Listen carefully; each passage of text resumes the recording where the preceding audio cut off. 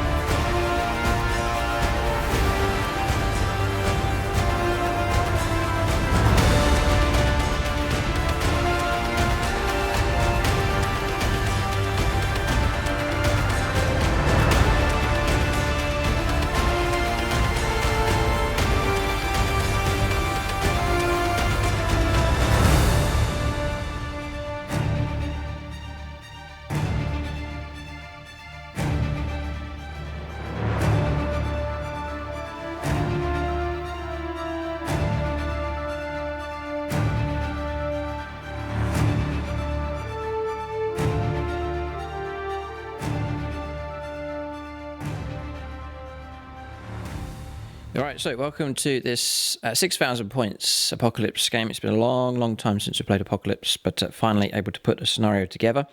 If you haven't seen our previous Apocalypse battle report, that was the Fall of Demnos, trying to take a bit of a narrative flavour with our Apocalypse battles. Just adds to the depth and enjoyment of the games. Really enjoyed the previous one, so we do have a narrative themed game for you here. It is the first Tyrannic War, and the Astra Militarum will be fighting against Hive Fleet Behemoth. So this is pre the involvement of the Ultramarines. That came later on in the campaign.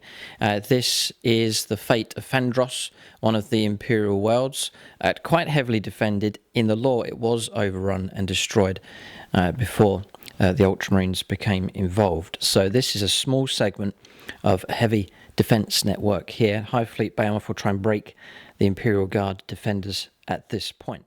So it is a doomed world. THANDROS was doomed. In the lore it was overrun and destroyed and consumed by Hive Fleet Behemoth. But we're going to zoom in on this particular sector of the defence line and see if the Astra Militarum can keep the Tyranids back. So on this board what we have is a defence in depth, so Dragon's Teeth defence is here.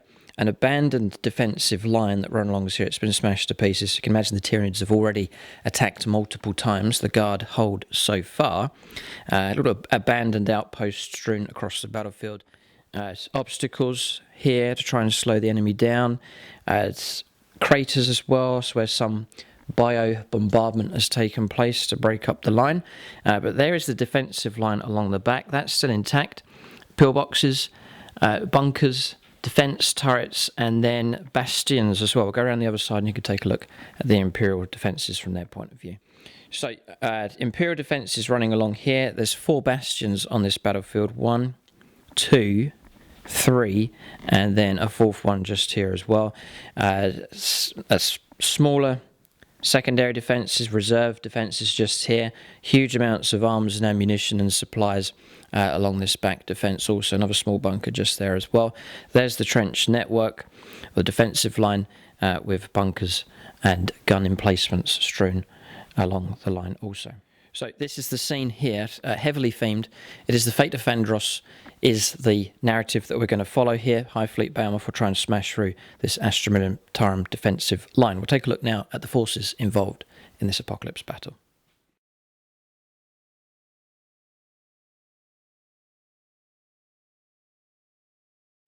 Okay, so this is James's Astra Militarum force, roughly 6,000 points. There's more to come. We're going to reveal what we have here at the moment, and James is going to run through his list. So it's a defensive line. So what we've done, just to change things around, we've gone heavy on infantry this time. Usually the emphasis is on loads of tanks and so on, but for this particular battle it's trench warfare and defensive line. So James has cracked out his infantry collection here, and lots of heavy weapons teams, as you can see. A few tanks to help with the defence, but it will be an infantry war mostly in this battle. So here's his force. As I said, there's more to come. We'll reveal that later on, as we'll now let James run through what he has in this force here. Right, this is my Astra Militarum army that is set to defend the trench network, and in command is Captain James Ortero.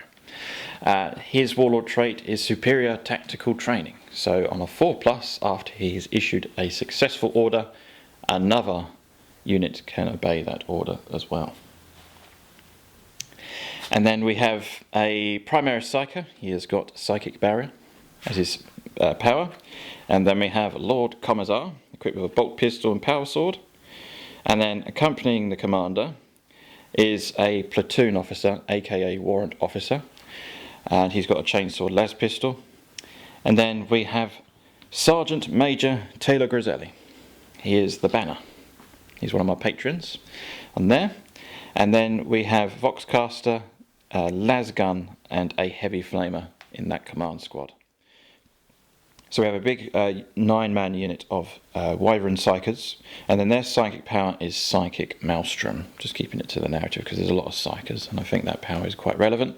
And in case they peril, a Commissar is accompanying them. So I have a Commissar with a bolt pistol there. And then I have a Minister and Priest as well, to pray to the Emperor to bless this sector and fight gallantly in his name.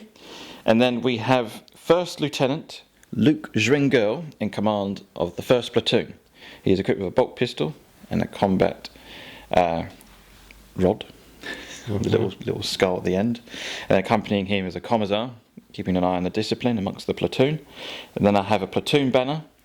He is 1st Sergeant Devin Matthews. So he's 1st Sergeant there. And he's equipped with a las pistol and chainsword. And then we have a Voxcaster, medic, and a flamer. He's actually a medic as well for the command squad there too. So a regular flamer for them. And then I have 3 infantry squads for the platoon.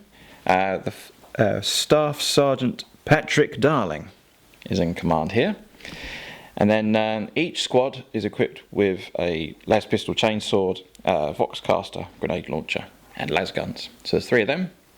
And then we have, for the 1st platoon, accompanying them, is a unit of 20 white shields. So Rowan Douglas, the patron, he has a white shield. So all equipped with las guns, white shields, send them to the front line. Then 2nd platoon, commanded by Matthew Knuckles. Sorry, Maxfield Knuckles. Maxfield Knuckles, yeah. Yeah, Maxfield Knuckles. He's equipped with a power sword and plasma pistol. He has fought gallantly in other battle reports. And accompanying him is a Commissar equipped with a power fist and a prayer book to the Emperor. And then we have exactly the same combination as previously mentioned for the command squad. And then exactly the same again for 2nd platoon. Yep. 3rd platoon, he is Commanding this force is Second Lieutenant Marcus Fraze. So accompanying him, so he's got a power sword actually. It's all whizzy big. Accompanying him has got a commissar equipped with a plasma pistol and chainsword, and again, exactly the same.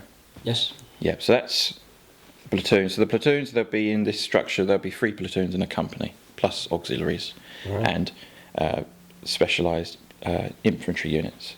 So then we have a officer of the fleet, and then an astropath. He has got the smite and night shroud psychic power, and then we have master of ordnance as well. And then we have a unit of 10 ratlings, all equipped with sniper rifles, and then we have a unit of ogrins, all equipped with ripper guns, a full 10-man unit. And then accompanying them, keeping it to the narrative, is a commissar. And we have special weapons teams, 1 special weapons team of demolition charges, 1 special weapons team of 3 flamers, and another special weapons team of 3 melters, another special weapons team of grenade launchers, another special weapons team of long lasses or sniper rifles, and a special weapons team of plasma guns. And then I have a commissar keeping an eye on this support section with a power sword and plasma pistol. And then the heavy weapons squads, we have 2 heavy weapons squads of mortars, 2 heavy weapons squads of heavy bolters, 2 heavy weapons squads of missile launchers, 2 heavy weapons squads of auto cannons, and 2 heavy weapons squads of las cannons.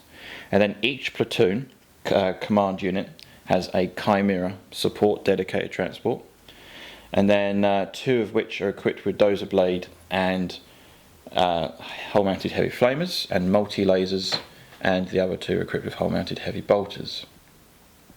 And then I have a Sige's tank destroyer. Forge World, yes. It's a rare unit to have in the narrative, very rare, because they are replaced by the Vanquisher.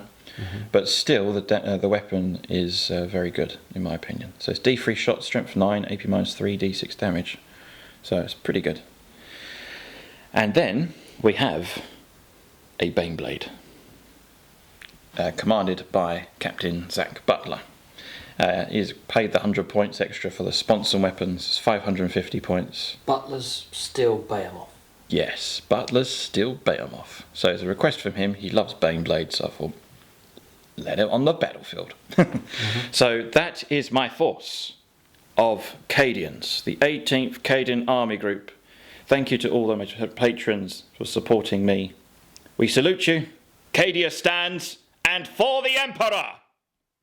Right, so that's James's list. I'm liking the idea of this. Usually vehicles take preeminence in our games of Apocalypse, but for once we're going to focus in on the infantry, the boots on the ground fighting here to try and stop the Tyranids. And it's great to see the structure that James has come up with here for his force. You have a whole series of Astra Militarum army structure videos on James's channel, so be sure to check that out. Link for that is in the video description below. Painting tutorials, if you like the look of the Guard, how to paint the Guard infantry is on the channel here, and then how to paint the vehicles is an in-depth painting tutorial on the Plus channel. And as James has been calling out these names, these are his patrons. If you want to join the Guard, sign up today so you can join in games like this in the future. So that's James's list here for his Astra Militarum. There's more things to come. We can't give you any more details than that, but there'll be some surprises in the game here as we go along. We'll take a look now and see what the Tyranids have in their list.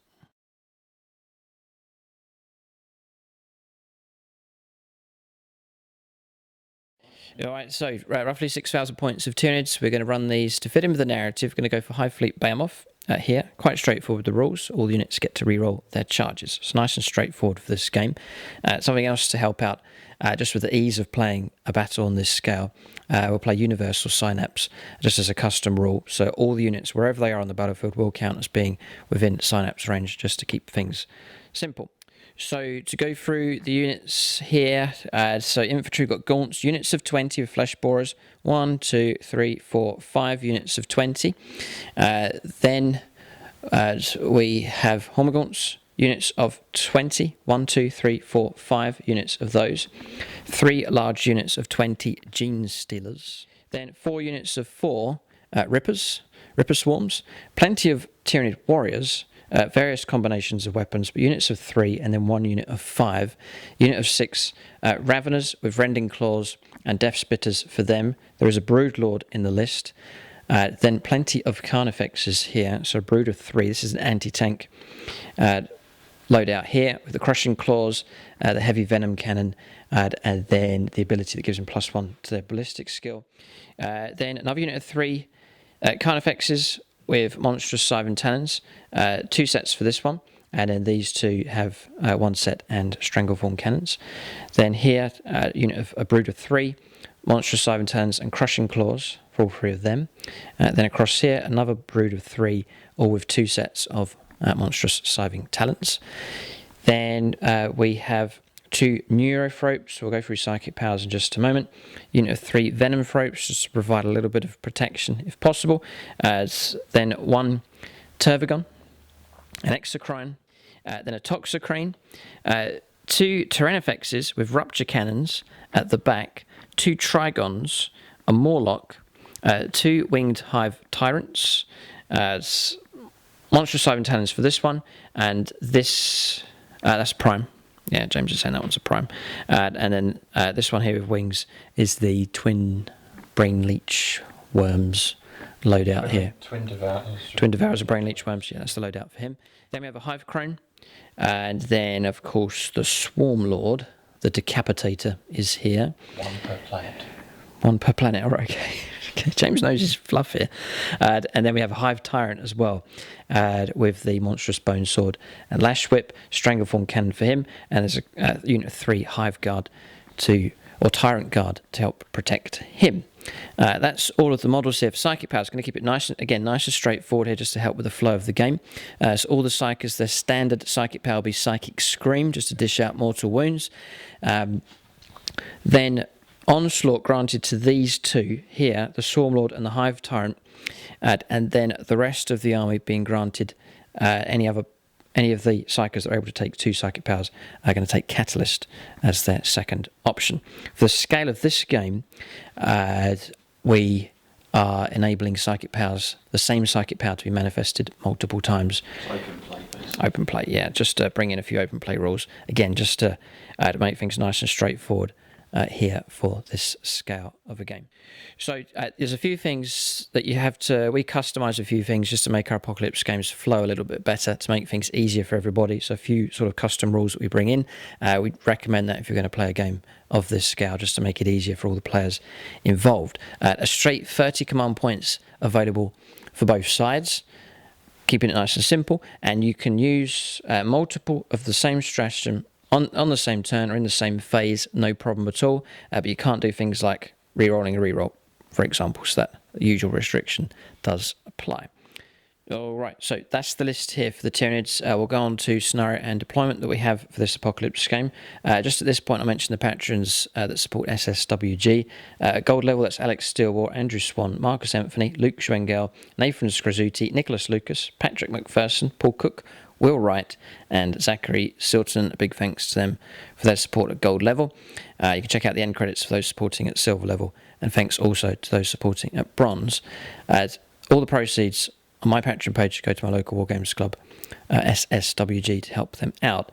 And thanks for your support, because we're able to put games like this together, and we're using terrain from the club for this Apocalypse battle. So we'll take a look at scenario and deployment now for this Apocalypse game.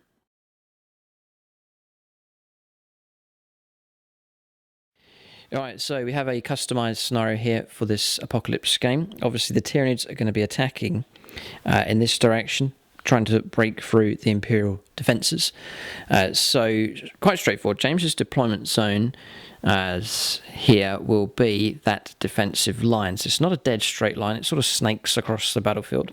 So you can see it starting along here. So you can deploy his units anywhere along to the edge of this line, running across here, and all the way through to the other side. So that suits perfectly for James's infantry-based defensive force. We're going to grant him all the rules for The trench network, James knows the rules, but we'll go through those as we go along. He's going to get full use of the bunkers. The rules are going to be treated as buildings. These gun turrets here, these turrets are automated. Yeah, full rules are going to be used for the bastions. And the trench line, they get +1 leadership. +1 leadership at the trench line. Sounds really good. And we +1 cover as well, brilliant. Bunker here can be used. This is called a Plasma Obliterator. Plasma Obliterator. James will get use of that. There's a couple of flak guns as well available. These ones. Yeah, them ones. Get you full use of those. Or grant James the full use of all these automated systems here in defence of this line. So, as we've said, a real focus on the infantry and this trench network for a unique game of Apocalypse. So you may have already seen there's some objective markers on the board. This game is quite straightforward. So we're departing from regular missions for 9th edition, just customising our own game here.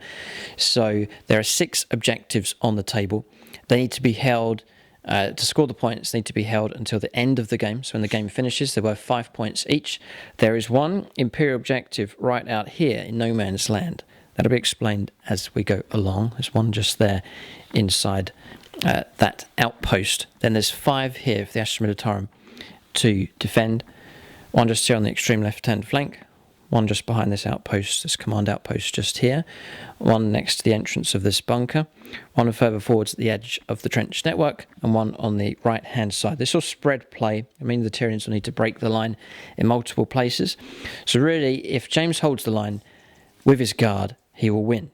If the Tyranids break the line in a variety of places, then who knows, either side could win. And if it's a break across the line, then the guard will lose and the Tyranids will have achieved victory here. We have no idea how this is going to go. The defence may well hold, or it could be a slaughter. We'll have to see. James says the line will hold.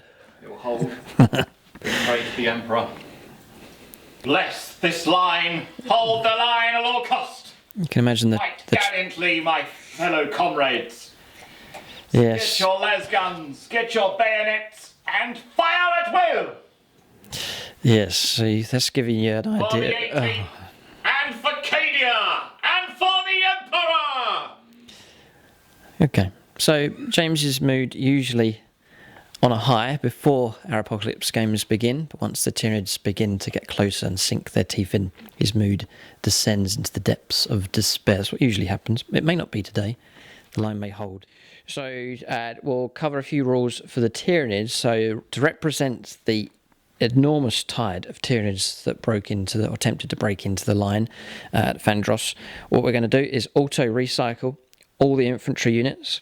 So when an entire unit is destroyed, it'll automatically come on at the start of the next turn from the board edge. Tyranid turn 1 will be coming on from the board edge, and they will go first in this game. So they're going to arrive, move straight on, and shoot. And then what we're saying is for the monsters and the broods, all of them on a 6, they will come back as well, just to keep a few monsters coming back onto the table. And then for James's force as well, once whole units are destroyed, infantry or vehicles and characters and so on, then they will return on a 6+ as well, those rolls being made at the start of the turn, just to represent fresh units being sent to the front line to fill in the gaps and man the defences. All right, so that's all the rules pretty much covered here. We're set to go. So we'll go on to deployment.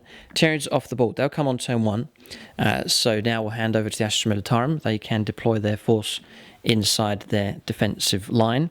In full, they can deploy along this defensive network. So we'll go on to deployment for the Guard next. All right, so deployment is complete. We'll head around the other side. You can see the deployment for the Astra Militarum, but there they are, deployed behind their defensive line. So we will, some units have deployed as a little bit further ahead. We've let the Rattlings squads here. There's 2 squads of 5. These just behind the defensive line. They'll probably shoot and scarper if they're wise. And then a second unit of 5 has taken up position inside this abandoned sandbag emplacement here. So, loving the idea of that. The little snipers sneaking ahead to try and get some early shots against the Tyranids. So the main defensive line. So then deployment for the main force here behind the defensive line. So the platoons have been allocated a zone. So on the right hand flank is Platoon Commander Knuckles and his troops. Then in the centre is Platoon Commander Fraze, his platoon, and then on the left-hand side here is Platoon Commander Zhuangel to hold the left-hand side. So that's roughly how the command has been distributed here. Infantry squad at the front, Chimera, infantry squad here, mortars taking up position. These bastions, made good use of those. One model placed on top, but there's a full unit of 3 of the missile launcher heavy weapons team inside. Yes, we've numbered these. This is bunker number 4. Oh, to spray numbers on, yeah. 4, 3, 2, and then 1, just to keep things straightforward. The tank destroyer has taken up position in the pre-prepared position. Psyker's just behind, Commissar to keep an eye on them. You can actually put models inside this. So a laser cannon heavy weapons team has taken up position inside this. Autocannon and company command has gone in there. That's regimental command. Company command just there in front. Then here's there's Mr. Knuckles himself. Commissar just next to him. The platoon command just behind them. Autocannon heavy weapons team, regular infantry squad. The conscripts from this platoon deploying here, and the conscripts being joining with them. That's from Fraser's platoon. 2 infantry squads, another Chimera. Command is centered around here. Heavy weapons, a special weapons team with the plasma guns inside this smaller bunker. Multiple command choices. Astropaths in there. Master of the Fleet. And Master of Ordnance are all inside this bunker, along with a long las team of sniper rifles. Any heavy weapons inside here? No. No heavy weapons inside there. Baneblades just parked to the side. This is the main entrance to this sector. Ogren's just in front, ordered to protect the steel Behemoth. Behind them is a Commissar, regular infantry squad. Commissar here as well, just to keep an eye on these troops to make sure they hold the line. Inside bunker number 2, a special weapons team with heavy flamers and a laser cannon heavy weapons team. Then we have regular infantry squad at the front. Special weapons team with grenade launchers. It's regular infantry. Conscripts on the extreme left-hand side with a Commissar watching over them. Regular infantry squad here, 2 Chimeras, 1 and 2. Missile launcher team inside the bunker on the bastion. Mortar team at the back. Platoon command here for Platoon Commander Zhuangel's force just inside this position. So that's deployment almost. James, can you call out what's inside these bunkers here? Who's inside here? The lids come off. Heavy weapons. Heavy weapons team. So they can all fit, they're allowed to fit in, all 3? Yeah. Right, so it's heavy weapons team of heavy bolters.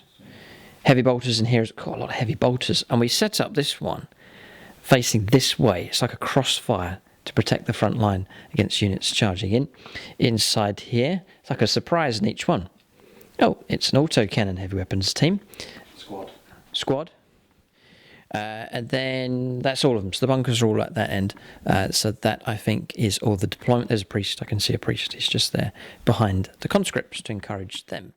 So I think that is deployment done here. The guard brace themselves and await the inevitable Tyranid onslaught that will occur. So we're not going to roll off to see who goes first. We know where turn 1, who's going to go first. It's going to be the Tyranids who will take turn 1. They're going to arrive on the table in mass. The entire army will turn up here on turn 1. So, guardsmen, you can imagine the conscripts terrified behind their emplacements, but slightly encouraged by the various hymns that are being sung, the zealous chanting for the Emperor here. The propaganda posters all doing their work as well, and ranks of guardsmen behind to help bolster the defences. A rumbling sound can be heard in the distance. Hive Fleet Behemoth is about to arrive. We'll go on to the first turn of the game and prepare for the arrival of the Tyranids.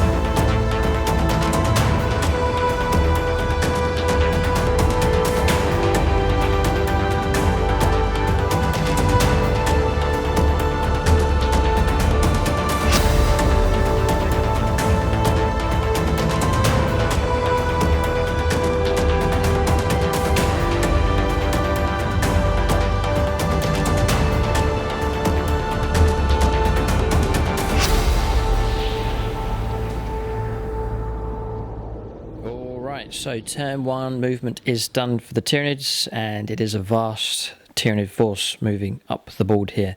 There is some distance to cover. Advantage for the Tyranids is they get to go first. They will have some ranged firepower available for them to try and pick off some casualties here from the guard if they can. So most units advancing, a lot of the infantry units advancing. Hormagaunts quicker, they're at the front here, so good rolls made for them. 3 units of Gaunts, 1, 2 and 3. Warrior squads here and here. Carnifex Brood advancing. Regular move from these weapon beasts, getting ready to lay down some firepower. They'll be more effective when they're stationary, they get to shoot twice. A good roll for the Toxicrane. Nice quick move from that up the board. Gene Stealers, Neurophrope, Broodlord, Venomphropes. The Swarmlord's a good advanced roll from him. Look at this commanding view. Look at him defiantly screaming at the Astra Militarum here on the centre of the battlefield. Winged Hive Tyrants, one just here. Regular move from him. Advance here as an advance move made by the Hive Crone. No, regular move. 30-inch move of the Hive Crone. So that's the furthest ahead. It's in the lead at the moment. Regular move from these Carnifexes. Advance move with these. Hive Tyrant moving up. Tyrant Guard next to him. Warrior Squad here. Here, here, here, and here. Tyrannifex, and then the same as across on the other side. So Hormagaunts out the front, Gaunt squads moving up the slower squads just behind. Tervigon just here, and then finally the Neurophrope. So Tyranids do have some reserves to come. They can arrive turn 2 onwards. So 2 units of Gene Stealers, they've been coupled up with the Trigon and Trigon Prime, so they can come up together. Ravenous to arrive by Deep Strike, Morlock to turn up as well, and then the 4 units of Rippers to harass the Astra Militarum and try and disrupt the guard line as much as possible. But initial moves has taken place. It truly is a red tide moving in here towards the guard line. We'll go on to Psychic Phase for the Tyranids next. So we'll kick off with this Hive Tyrant here. So Winged Hive Tyrant, we'll go for Smite first of all, which goes off. D3 mortal wounds, 2 conscripts, that's the first casualty. Bunker's the closest. How interesting. 2 mortal wounds, we've cracked the bunker here. Cracks start to form. It's 10 wounds. 12. So we're lacking in vehicles, but there's still plenty of anti-armoured requirement here to try and crack open these buildings for the guard. Interesting. Okay, so James has been briefed on the rules. You're familiar with the rules for all the buildings, so we'll keep track of them. Drops down to 10 wounds. We'll scream at the bunker as well then. And that goes off on, it is a 5. So that goes off, and that's going to be D3 mortal wounds. Another 3. So bunker starting to crack here. Okay, but whilst that's intact, it protects the squad inside. So that would have been casualties, so bunker doing its job. We'll try and smite this automated system here. Range 18, it's in. Okay, here it comes smite. That has failed, needing a 6. The second psychic power... it's Scream. We've given Psychic Scream to all of these. This is Apocalypse, so we can try and manifest this again. It does go off on a 10. D3 mortal wounds. A mortal wound caused on this automated. That is a... weapons out on top. That's a Punisher. Punisher, okay. We've got 18-inch range here, so we'll go for Smite. That fails to go off, needing a 6. Next, Catalyst. I think we need it. 5. I think that does still go off. No, it's a 6. Reroll. Yes, I'll take that. Thank you very much. It does go off. We need to try and protect the Swarm Lord, the Decapitator. So Catalyst goes off on him. We'll try and do Catalyst here on the Tervigon. And that goes off, so that's protected also. Tervigon has psychic powers. We'll try and put Catalyst over onto the Tyrannifex. And that does not go off. I'm going to command reroll that. And it still doesn't go off, so Catalyst has failed, so another command point used up, dropping down to 28 remaining for the Tyranids. Okay, so a smattering of psychic powers here. Some wounds being dished out, but no casualties being taken. It's being absorbed on buildings here. Quite unique for our Apocalypse games, a heavy use of the buildings rules here for 40k. Interesting stuff. We'll go on to shooting phase next for the Tyranids on turn 1. Okay, so we'll start with shooting phase. We'll go for a rupture cannon here from the Tyrannifex. It's going to go into the Chimera, just there. Moving, 4's 2 hits. Strength 10. Strength 10. 3's to wound. And I'll command reroll that because it could be quite tasty if this goes through. It does not. So James can make a save. Which it doesn't. And the damage is 3. So 3 wounds caused on the Chimera. Execry next with the bioplasmic cannon. I'm going to go into that automated system just there. Needing 4s. And toughness on that thing? On what? This. Toughness 8. Oh, 5s to wound. Nothing. Shots bounce off. Concrete. So heavy venom cannons now from the Carnifex is quite limited on targets. We'll go for the Punisher cannon. Vengeance Weapons Battery. Okay. So D3 shots for the first one. Just the one shot. Which hits the target. 9. 3s to wound this time. No. Oh, come on. Burning command points. I'll command reroll it. No. Next one. D3 shots. 3 shots.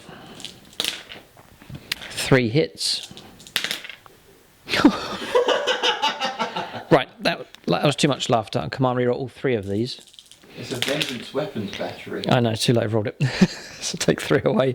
So 1's made it through. AP minus 2. Minus 2. So I got 5 up save. James blocks this. He does. His automated systems holding. That's fantastic. And then the next one, 3 shots. Horrific firepower. Tyranid firepower, no good. James's defense is looking solid as a rock at this point in the game. Still some more firepower to come. Strangleform cannons times 2. So we'll fire strength 7. Range 36. Yes. I'll try and maybe fire at something that's made of flesh instead of concrete. Yeah, there's 2 of them equipped with Strangleform cannons. So we're going to fire into the unit of 20 conscripts. We'll max out our shots. We're going to fire both together. So it's going to be 12 shots. Needing 4s. That's not bad. Got to kill at least a guardsman. 2s to wound. Yes, they've all wounded. So 5 saves here at AP minus 1 plus 1. 4. Cover. 5 ups. Conscript's going to go. 4 dead. 4 dead conscripts. Okay. It's Hive Tyrant here. Strangleform cannon. Same target. So maxing out 6 shots. Needing 3s. Oh. Good stuff. 2s to wound. This is better. All wounded. So 6 saves on 6 out of 6 wounds coming through on the conscripts. You're going to play it? Mm-hmm. He protects his conscripts. Good for you, James. That'll boost the morale of your men. You're willing to spend a command point on a unit of conscripts to try and help keep them alive. So that's going to be 4 pluses. And that's helped keep one of them alive. 4 has been rolled, but still 3 of them slain from that squad. So I'm going to Rupture Cannon the bunker next. This one here that's down to 7 wounds. So 3 shots needing 4s. 2 hits come through. 3s to wound. A wound comes through. I command reroll this one. I really want it to go through. No, the command rerolls have been dreadful here. It's AP minus 3. 3 up save. 6 on it. No. No, D6 damage. I won't destroy it because it's on 7. And we just cause a wound. Okay, dropping down to 6. So that's many of the big guns have now fired. There's still potentially some more firepower to come. We'll search around for any other units that could be in range and able to fire and resolve the rest of the shooting phase of the Tyranids on turn 1. To be honest, they have struggled here. Minimal damage being caused. We'll press on with firepower for the Tyranids on the first 10. Okay, so the rest of the shooting phase has been resolved. We've actually resolved a close combat as well that's taken place at the end of the turn. But firepower first of all. Some Death Spitters in range fired across here and picked off one of the Ratlings. Then firepower that was in range from Venom Cannons from the Tyranid Warriors, helping to pick off wounds on the Chimera. So it's down to 3 wounds left. Tentaclids helped strip away 3 wounds from that model as well. And the Draw Cannon picked off a couple of conscripts. So 7 casualties on them in total now. Then we've done a charge. It's gone in, taken a wound on Overwatch, and caused no damage in close combat against that heavy weapons platform. And then Venom Cannons across here, firing forwards. I think we stripped a wound off the bunker. It's now down to 6, but that's all the damage that's been done. So these buildings are proving to be very tough here for the Tyranids as their bioweapons struggle to crack open these defences. Turns finished. Bit of morale to resolve, then we'll move on to turn 1 for the Astra Militarum. Alright, so morale resolved. Conscripts hold after the Commissar shot one of them with a plasma pistol. And across here, command re-rolled, but still failed morale for the Ratlings. One of the models running away. So one of them scarpered before being given the order to do so. Turn is finished. Casualties minimal here, but it's just the initial arrival of the Tyranids. They still have deep striking units to arrive. And really the gun line, or the firepower that's available from these olive shooting is out of range, and these weapon beasts have moved. They're not proving to be very effective at this point, but that could change. We'll hand over now to the Astra Militarum defensive line. We'll go on to their turn 1 coming up next.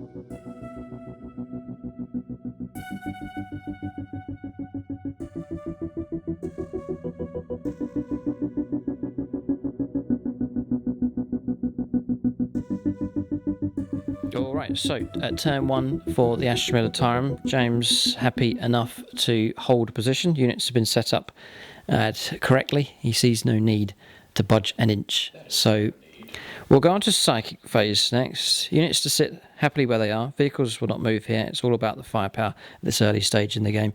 James holds 5 out of 6 of the objectives. So it's a case of just holding the line, keeping the Tyranids away from these objectives to successfully win the game. Early stages, we'll go on to Psychic phase for the Guard next. Okay, so Psychic phase finished. Psychic barrier has gone off onto the Bane Blade. Anything else? That's it. That's it. All right, quite straightforward. He can't psychic manifest because he's inside the bastion. Oh, great.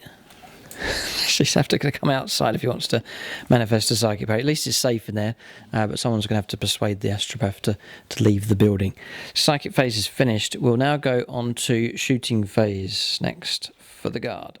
So first shot's going to come from this tank destroyer here. It's well dug in. It's going to fire into the terrain effects across there in the distance. D3 shots. Every time I've used this weapon, it's always missed.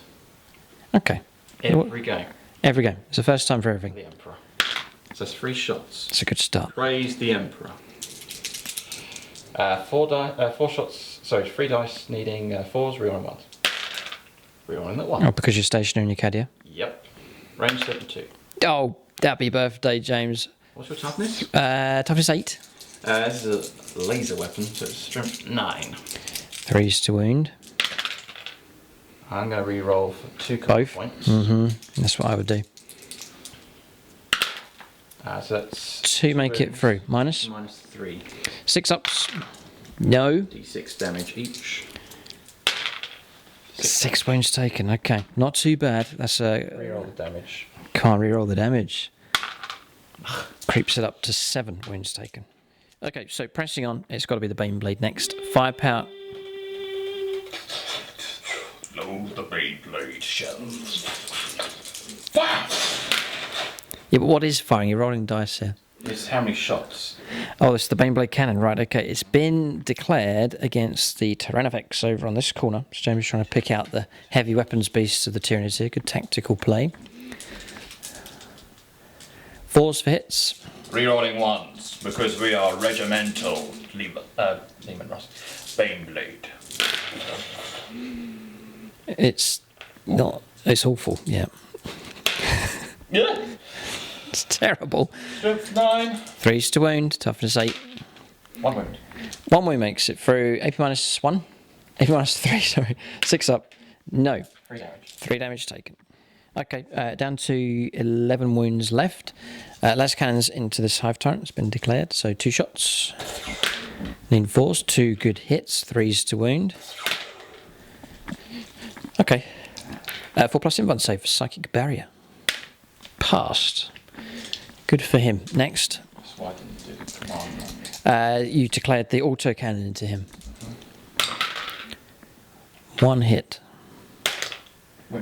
Strength 7. Toughness 7. Toughness 7 or 6. Yes, gone through. Saved of Psychic Barrier again. Demolished Cannon. Into the Hive Crone. Okay, if James can get hits, this D6. Crone could be in trouble. Just if you're wondering, you can shoot at these, even though I'm attacking this building, it still can be shot at by other units. 1 shot. Needing a 5 because it's fly. Missed. No, it's not a fly. It's not a fly, no, it's not a flyer. But it's still a miss. It's a miss anyway, and then the heavy bolters have been declared against them. 18 shots. Heavy bolters. 4s, rerolling 1s. That's not bad. You're going to shoot some holes in this thing. It's down to 11 wounds at the moment. More than holes, mate. They're big holes. They're 2 damage. 2 damage. Oh no. Heavy bolters on the Baneblade is pretty good. 5s to wound. 4 wounds. No, we're toughness 5. Your toughness 5. Your toughness 6. Toughness 6. 4 wounds make it through. AP minus 1. Save 1. 4 damage. Save 1. 6 damage. I'll save 1. So, you've got 4+ save, yeah, 6 damage. yeah, dropping down to 5 wounds left. Ouch. Hive Crone's taken a battering this turn.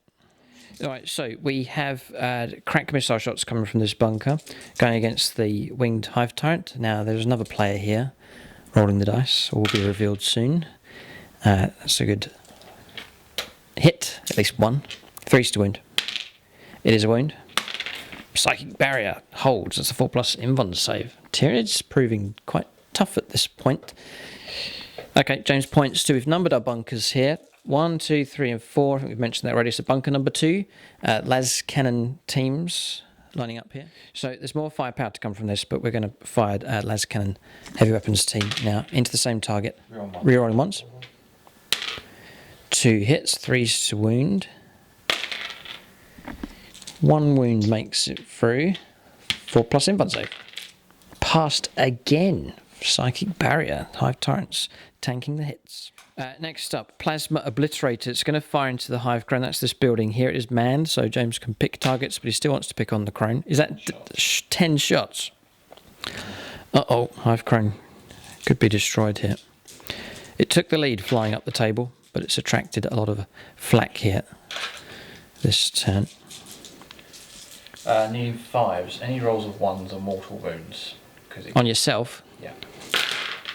So it's down to 18 wounds. So I reckon it's both those mortal wounds go through, so it drops down to 18, and then now the wounds. Strength 9. 3s to wound. 2 make it through. AP minus 3. And damage? 4 damage in total. Okay.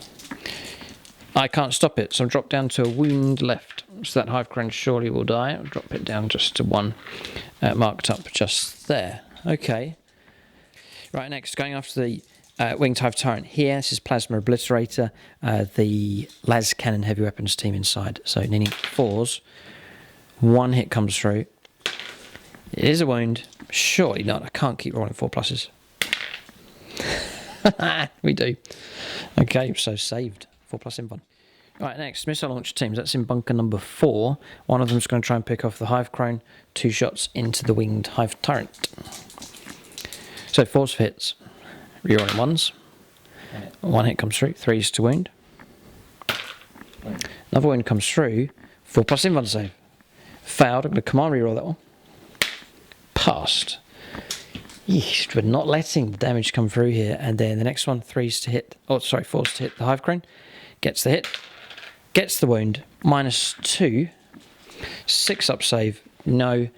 Does it explode? Whatever it is, it's dead. Hive Crane is gone. Okay, so a lot of the main heavy guns have fired. Shots been directed at the right targets here, the Hive Tyrants, but their psychic barriers holding, keeping them alive. So we'll go now on to the automated systems. James wants to fire those next, and then the smaller weaponry that's available from other units as well. All right, so we've resolved some more firepower here. So we've done the automated defense systems next, and the Rattlings as well. So they fired their shots and have scarpered. You can see them running away as fast as their little hobbit legs can carry them. Any wounds did they cause? Did they do anything? No. They did nothing. And across the other side, one of the cheeky blighters put a wound on him, didn't they? Yes, and then they have scarpered. They're running off in that direction as fast as they can. Automated systems fired. That was the... yes, with the Punisher getting... they have to fire at the closest target. Yeah. So wounds coming in here. Lots of saves being passed, but down to 11 on this Hive Tyrant, down to 8 on him. Some... 3 casualties on that. Yes, Hormagaunts were slain, 6 casualties taken on those in total. Bastions erupted in firepower. That's their heavy bolters, 12 shots per bastion coming through. 5s to hit there, causing some damage. That was 2 wounds caused here from heavy bolters. Heavy bolter fire from that bastion. Yeah, then the bunkers fired. They count as manned, so they're firing at targets that you choose. Yes, and some further wounds were caused here against this Tyrannifex, dropping down to just 4 wounds remaining on this weapons beast. That's that one across there, James is saying. Okay. Okay. And then some flak firepower coming through. There are some flak guns situated in each corner, firing at the closest targets, which was the winged Hive Tyrant across here. And the other one fired across here, causing a wound on the Toxicrene. Okay, so now we're going over to regular units, so all the infantry units to fire next. Okay, so we're going sector by sector with firepower, so it's this group around here. This is Platoon Commander Drengel's force, so firing through good rounds coming through from the mortars, blasting a big hole in this unit of Hormagaunts. 12 casualties taken on them, so good firepower for the mortars. They are positioned behind the bastion, some distance away. Then another wound caused here on the winged Hive Tyrant, but tanking a lot of hits coming through from lasgun shots and grenade launchers. A couple of command rerolls being used to stop crack shots coming through from grenade launchers, trying to prevent wounds from coming through against him. Because once these monsters are gone, they're going to be quite hard to get them back again on the tables, just spending the command points to try and keep them alive. But not too much damage being caused. Mortars have had the best effect here at long range. We'll press on to the next sector, and that is this one here in the middle. That is Platoon Commander Fraser's force here, so some firepower to come from the central part of the Imperial defensive line. So we've got a Master of Ordnance firing now. He's coordinating firepower from that bunker there, and he's going to try and call down artillery to finish off this Tyrannifex. Visible to the target. Freeze to hit. D6 shots. 4 shots. Calling in Basilisk artillery rounds! Sector 5, 10, 3, 5! Freeze. Rerolling 1s. He's Acadian. Oh, the superiority of Acadian artillery. Toughness 8 though, beat that. Strength 9. Oh. Come on, reroll. Yes. He's gonna... Command points. All wounded. Oh no, AP minus. 3. Oh, blast. 6s. I'm going to lose my Tyrannifex. I've saved 1 damage. D3. 3d3. Just don't roll triple 1 and 2. Nope, it's not. It's 7 wounds taken. I'll see if we explode, but Tyrannifex picked off by accurate artillery firepower. Doesn't explode. We've lost one of these weapons beasts. That's a blow to the Tyranids here. Right, so firepower's continued. A lot of the units are actually out of range. As the Hive Crane's gone. Range 24 with the las guns, plasma guns, and so on. The conscripts firing through here no damage. 4 wounds were caused, very impressive. That was from the Long Las team, the snipers on top. 2 failed saves and 2 sixes were rolled. Mortal wounds coming through against the Hive Tyrants, just down to 4 wounds left on him. A couple of models fired here, just about in range. No wounds coming through against the Hive Tyrant. It's airstrike. Right, this is coming from... Air raid requested. Once per battle in your shooting phase, you can pick an enemy unit other than a character. No, you can't pick on him there. That is visible to the model. So, non-character, James is going to pick the Toxicrane, and it's a 4+. D3 mortal wounds. Okay, send in the mortal wounds. 1 mortal wound. 1 mortal wound taken, dropping down to 10 on the Toxicrane. So that's Platoon Commander Knuckles and his men holding the Astra Militarum right-hand flank. Their firepower next. Okay, so even the conscripts here out of range. Range 24 falling just short, so not much small arms firepower at all. But autocannon team, what's the order that's been granted on them? Concentrated firepower and take aim. Here it comes. Freeze rerolling hit rolls. Reroll those 2. It is accurate, they've all hit. +1 to wound, so it comes strength 7. 3s. Toughness, yep, 3s. So that's 2 wounds, AC -1. 2 4s make it through. 2 saves, 6 and 5. Dice rolling's been good here for the Tyranids, preventing a lot of damage from coming through. That would have been 4 damage taken on the Toxicrane. Okay, so we've got some Chimeras. Their firepower is available. All right, so Knuckles platoon. Firepower from them. Mortars pretty good. A couple of casualties coming through here against the Hormagaunts. What took out these Gene Stealers? 3 Gene Stealers slain. That was the mortars. Yes, the mortars took them out. 2 casualties came through against the Hormagaunts. That was from Chimera firepower coming through. Chimera's firing across here as well, but no wounds coming through against the Toxicrane. So a lot of the small arms firepower is just out of range here. Gene says, I didn't make a second move of them. It's kept them out of small arms firepower, and it has preserved their numbers. So hoping next turn to make a move, advance, and then maybe a charge to slam into the Imperial line. So we'll see what happens. But turn is finished now. There's no combat to take place. The ongoing melee is over. The Hive Crown was blasted off of the automated defense system. Turn is finished. Casualties, we just mark them up here, but there's going to be no morale for the Tyranids.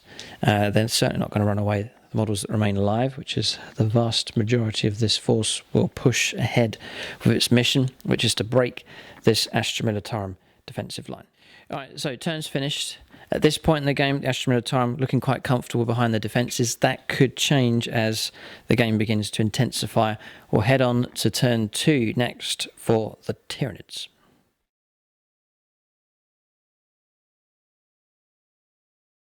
All right, so movement for the Tyranids on turn 2. Quite eventful with their movement. You can see that they've surged ahead here, reaching and going beyond the boundary of the abandoned front line here. So some good progress being made by Tyranid units. Gaunts rolling well for their advanced rolls.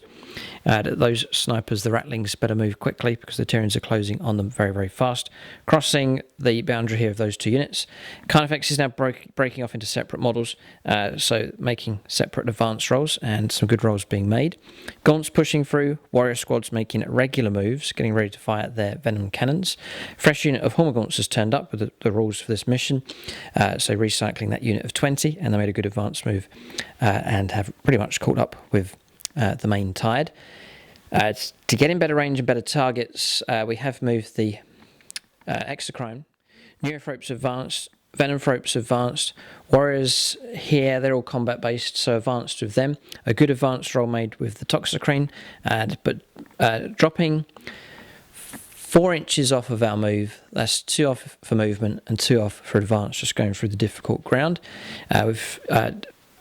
Emerging from underground is the Rippers. They've arrived just to try and potentially charge and disrupt the guard line.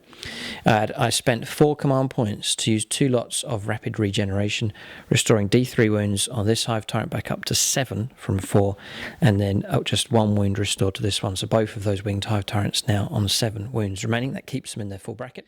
Advanced moves taking place here from this Carnifex. These 2 have moved. These 3 have moved, getting ready to fire. The Broodlord rolled really well and has swung around this difficult terrain, along with the Gene Stealers as well. An advanced roll made by them. Broodlord has joined them. Neophyte pushing through, rolled a 1 for his advance. Gaunt's moving up, Warriors moving up across here. Raveners have just turned up from Deep Strike. Playing the rules here for these buildings, they are Astra Militarum buildings, so that is disrupting our Deep Strike here. We're having to keep 9 inches away from them, which is fair enough. So that's correct. Yeah, we can't Deep Strike within 9, so that's helping prevent some of these Deep Strikers from landing wherever they want to. These buildings are blocking that. Remaining stationary with him, so he can shoot twice. Carnifex is advancing. Gaunt's advancing. Trigon Prime has turned up. Gene Stealers with them. This is High Fleet Behemoth. We're on reroll charges here, so chance already to try and break into the Astra Militarum defensive line. And 2 units of Rippers as well, just in case some charges fail. Some more potential opportunities to disrupt the guard line. Can the Tyranids break into your line this turn? Can we breach the defences already? We'll see. We'll go on to Psychic Phase next. Right, so we'll go for Smite and Psychic Scream into this automated defence system. So Smite fails to go off. I'm going to command reroll that because I'd like it to go off, which it does. And it's going to be D3 mortal wounds, 1 mortal wound taken. Astropath's going to deny it, but he's inside the building, he can't. Oh, yes. Yeah. Okay. He has to come outside if he wants to play. Psychic Scream next. Goes off. Anyone want to try and deny that? Anyone outside? There's a Psyker. Is it the nearest enemy unit? I'm choosing to go after the bunker. I really want to just get rid of it. Are you going to stop? No, you can leave it. James doesn't care about the buildings. 2 mortal wounds taken, dropping down to 5. We'll go Smite from him. Fails. Come on, reroll. Goes off on an 8. Bastions. I just want to get rid of these buildings. They're annoying. 2 more mortal wounds caused. And we'll scream at it as well. That goes off. D3 mortal wounds. Another mortal wound taken. Down to just 2 wounds left. Smite. Fails to go off. I'm not going to command reroll. I'm burning 3 points. We'll go for Psychic Scream though. And that does go off. D3 mortal wounds. I'm going to command reroll that one. I still roll a 1. Dropping down to just 1 wound left against this target. Next, Catalyst onto the Swarmlord. Perils. Command reroll. Goes off. Another command point spent. We're down to about 10 left. I'm burning them up here, just trying to preserve this Tyranid force and keep things flowing. Catalyst goes off. We'll mark that up with a red dice. That's a 5+, feel no pain. Just trying to keep that Swarmlord alive. Catalyst from the Broodlord onto the Toxicrene. That goes off as well. So the Toxicrene is now on a 5+, feel no pain to try and help keep that alive. Catalyst here, we'll try and cast it onto this Exocrine. That does not go off. No, it's a 6 required. I'm going to command reroll. No, because I want to try and get that 5+, feel no pain. It does go off. Okay. So we're down to 9 command points. And then we'll put a blob on him to give him a 5+, feel no pain. Catalyst across here, going to try and put it onto the Trigon Prime. That goes off, so that's now protective of 5+, feel no pain. So Hive Tyrant across here now. Smite need quite high with that. I don't think that's going to go off. James has denied it anyway. So James's roll, he's not going to use it because it's not gone off anyway. We might want to try and block this Psychic Scream. That does go off. It's a 7 to beat. Not denied.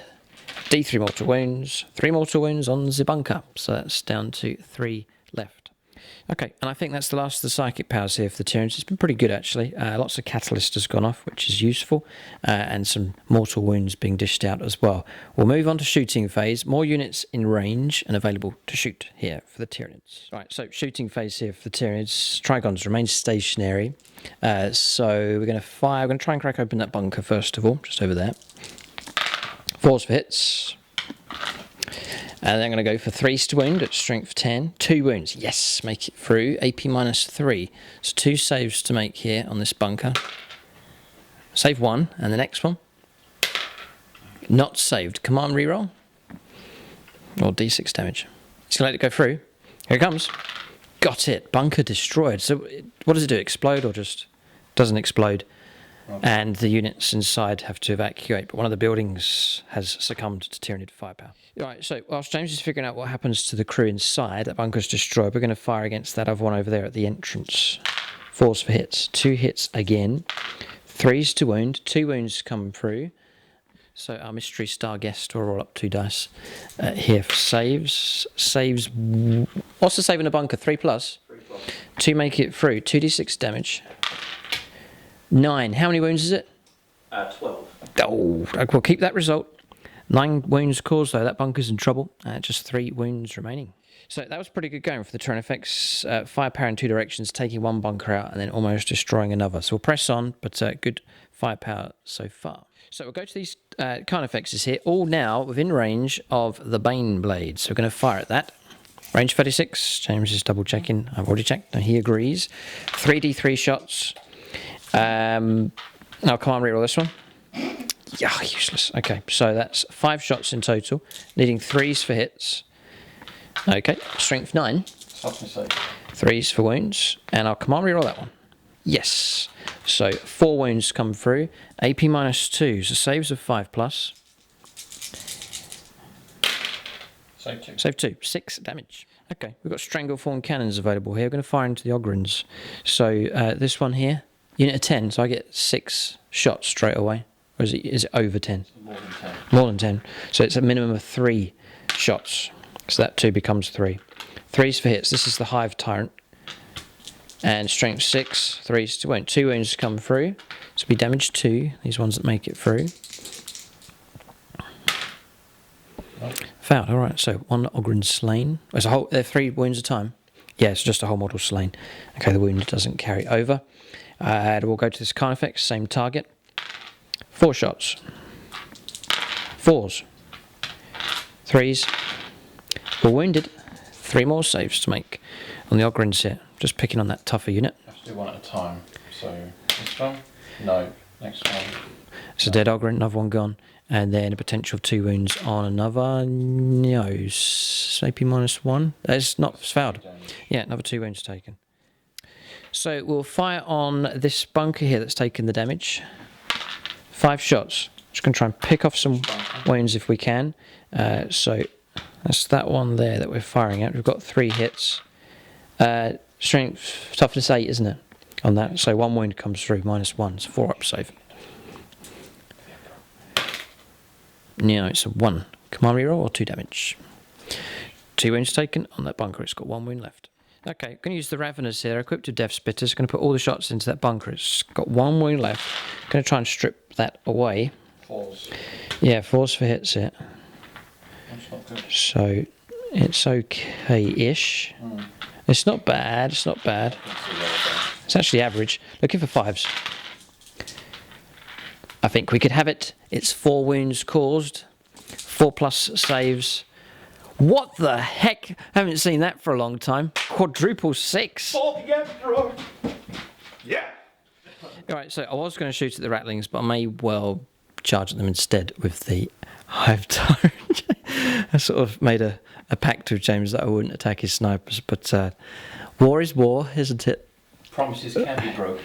So I'm going to split. We're going to do a bit of stylish shooting here with the Winged Hive Tyrant. 6 shots into here, 6 shots into here to try and break open 2 of these buildings. So the one on the left will fire across here first of all.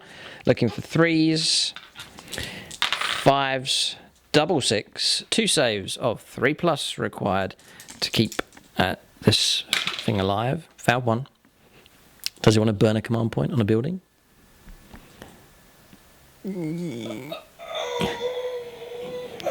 What else is going to shoot it? Oh, all sorts of things. Forget it. Okay, building destroyed. Roll 6. No. Doesn't explode. We'll see if we can take out the second bunker. That's this one here. Looking for 3s. And 2 more wounds come through, no minus. So 2 more saves to make here on this one, needing 3s to keep this one alive. Can the Hive Tyrant kill both? There's the failure. Can I let it go through?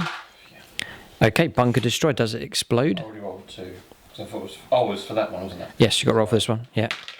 No! It does, and it can't be re-rolled. We've got an exploding bunker here at the entrance here of the guard defense line. Good stylish shooting here from the Winged Hive Tyrant.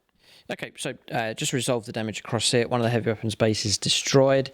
1 casualty on the special weapons team. 3 mortal wounds came through against the Psyker. Mortal wounds on the building took 2 wounds down to 18. And 2 wounds here. Yeah. on those as well. Okay, so bit of a devastating explosion at the entry point of this Imperial Defence. So it's beginning to kick off here with the Tyranids. Much of their heavy firepower is complete. We're just showing you the view from this side of the board, so you can see the Tyranid horde as it begins to close in on the Astra Militarum lines. This is where the game begins to heat up here as the Tyranids attempt to break through. We could witness some charges taking place as well, possibly. We'll press on. There's more Tyranid firepower to come, lower caliber stuff to resolve, and then we'll press on to charges and Overwatch. Okay, so shooting phase has been resolved. We'll maybe go up to this end here. Tyranid firepower has been quite useful. Warrior squads with their venom cannons. 1, 2, 3, 4 venom cannons firing here. Death Spitters starting to get in range as well. Starting to cause casualties. The venom cannons picking off these heavy weapons bases here. 2 heavy bolters, models slain, and the squad wiped out at that end as well. So cracking open the bunkers and then picking off the occupants with the venom cannons. So good shooting from the Tyranids here. Just 1 heavy bolter base remains alive. It's not too bad at all from them, so quite effective. And then I think, yes, the Chimera's gone, the one that was parked next to the Moloch. That was this. 3 successful wounds came through. James only saved 1, so 4 wounds taken of the 3 that remained. Didn't explode, but Chimera has succumbed to Tyranid firepower as well. That is shooting phase finished. Some charges for the Tyranids to be attempted next. Okay, so one part of the shooting phase which we needed to do, and that was to get the Gene Stealers to move again. 8 inches plus a 3 for their advance that was rolled up. That's from the Swarmlord. So they are here and poised potentially for a charge right into the heart of the Imperial defensive line. We'll go on to charges, maybe some Overwatch next. All right, so charges taking place to Tyranids. It is going well for them. Also, what I want to do is point out where the patrons are on the table, because it's quite entertaining where some of them are at this current point. But charges going ahead first of all. So Rippers made it in to disrupt that conscript squad. Gene Stealers did make it in. You can see them starting to pour over the wall. They took 1 casualty from Overwatch. Then around here, a bit of a break-in on this flank here. So Hive Tyrant's gone in against this squad and the heavy weapons team. Conscripts have been contacted by the Trigon Prime, the Gene Stealers and the Rippers all charging in. It looks like we're going to have a breakthrough near this objective on this flank. So early break-ins here for the Tyranids, looking good. So I want to know where the patrons are. Just to point out for those that are watching the game, just so you know where your model is on the table. So there's a conscript somewhere that's one of your patrons. Rowan Douglas. Rowan Douglas. We reckon he's buried in there. A true example of a white shield. He's at the base here and getting ready to fight against the Trigon Prime. As to how long he'll last, we don't know. But he's in there in the thick of the fighting. So a brave soul fighting away. And we'll see how long he lasts. Then Patrick Darling is here. That's the sergeant of this squad, so safe at this point. Then we have... there's Luke Schwengel just there, and there's another patron just here, Devon Matthews. Quite comfortable here on the objectives for now. They're dotted about all over the place here, just looking for them on the table. There's one here. That's Marcus Fraze. That's your platoon commander. The other platoon commander, Mr. Knuckles, where is he? Here he is, standing on top of the ammunition. So he's just there at this point in the game. This looks the safer and the more secure sector at this point. This is Commander Ortero, commander of the force. He's just tucked in there. He's actually taken a mortal wound there from the Moloch. We know about Zach Butler here in his Baneblade. And then there is Sergeant Grizzle, he's just here at this point. So that's the patrons. That's where they are on the table at this current point. But we'll go on to combat resolution next and see how significant this tyranny breakthrough will be. All right, so fighting across here at Acid Moors first of all. It's a unit of 25 of them have that. It's 4 attacks each because of the size of this Gene Stealer squad. So looking for 3s. We're just capturing this one just to see the downfall of one of James's patrons who's buried in here. What is his name? Rowan Douglas. Rowan Douglas, prepare to defend yourself here. 3s for kills. He'll be the last conscript to die from that squad. 6 dead. It's AP -3. So 6 of the conscripts immediately brought down by acid maws, and then the rest will fight with rending claws. Next, 5 of them can't attack, they're too far away, but the rest, which is another 10, that's 40 attacks, needing 3s. This is with Rending Claws, so it'll be 3s for hits here. Okay, 3s to wound. So 6s can immediately be models removed. That's Rends coming through, AP minus 3 or 4, I think it's AP minus 4. And then we're looking for 3s to wound. These will be at AP minus 1. So those 2. And then saves to make here of 5, 10, that one rolled over, 15. 15 saves, AP minus 1, so 15 saves of 6+. You might be able to keep a model alive here from this conscript squad. Then 6s, there's 1, it's not enough. And the conscripts have died where they died with their boots on. They died where they stood. Tyranids, we have a break-in here on the line. Next, so piling move or consolidation move has been made. Breaking in now, it's official. Break-in has begun. Just staying away from this Commissar, not engaging him in close combat. And then fighting here now with the Winged Hive Tyrant. An extra attack for the 2 sets of monstrous Scythe Talons. So needing 2s to hit, rerolling 1s because the monstrous Scythe Talons will put 1 attack into the heavy weapons base and then the rest into that guard squad. So 1 attack. Hits, 2s for a kill, and I'm going to command reroll that one. Slain, model slain, and then 4 attacks into the guard squad, rolling 1s, 3 make it through, 2 wounds, yeah, 3 slain from that guard squad.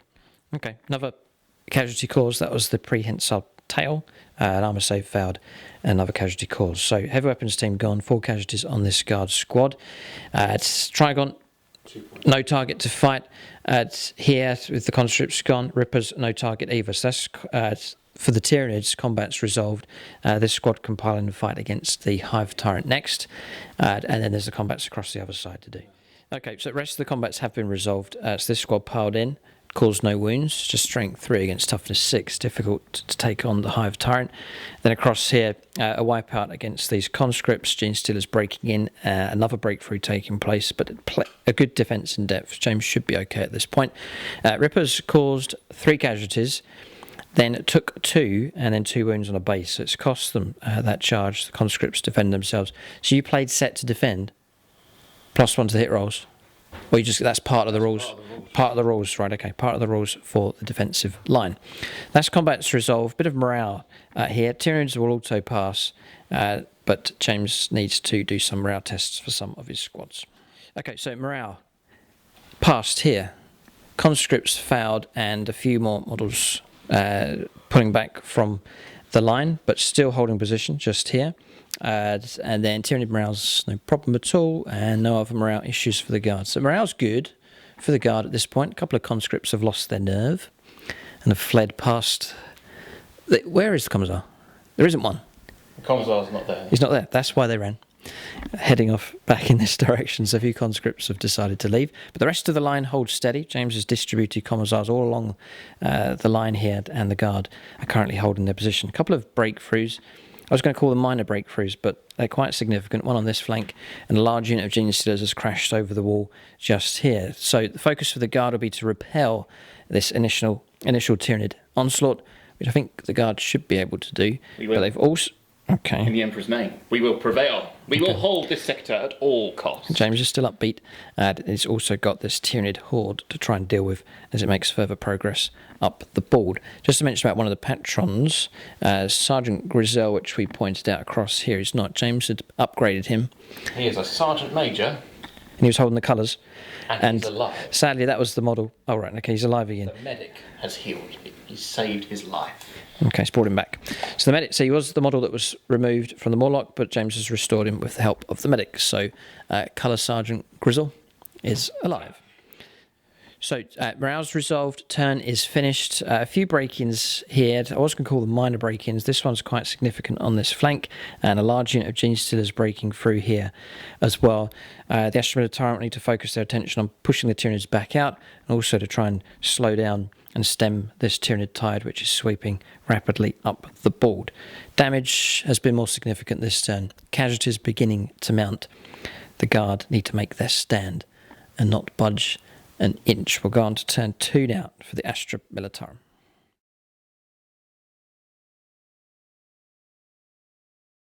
Okay, so on Astra Militarum turn 2, James prepares his defence, but he's about to receive aid from the Adeptus Mechanicus. They are arriving at here, so the sound of canticles being canted can be heard by Astra Militarum units.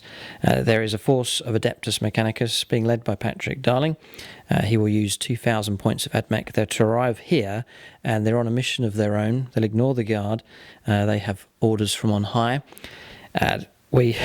Their orders is to go after that objective, which at the moment is currently being swamped by the Tyranids, but they'll not falter. They'll press ahead, break out of the lines here, and try and plunge deep into this Tyranid advance. So we'll see some Adeptus Mechanicus arrive here, a column of them about to move through and out of the defences. So turn 2, movement of the Astra Militarum coming up. Helpers arrived in the form of Forge Phobos of the Adeptus Mechanicus.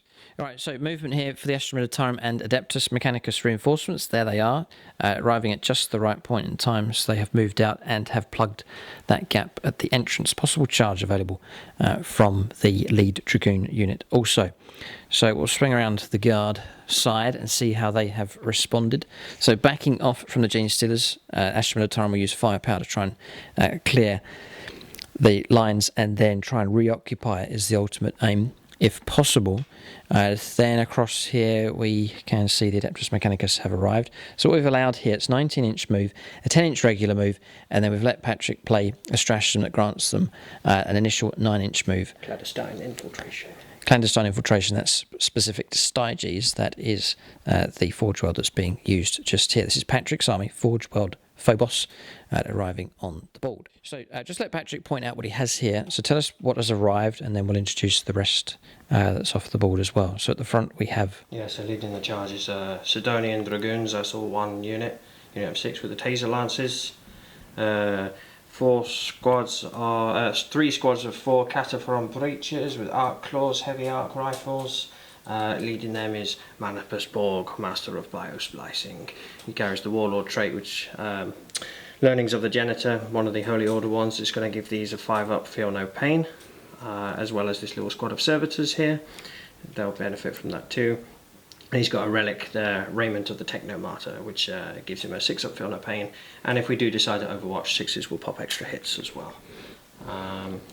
And just tucked in there, Arcus Covar, the Techno-Archaeologist.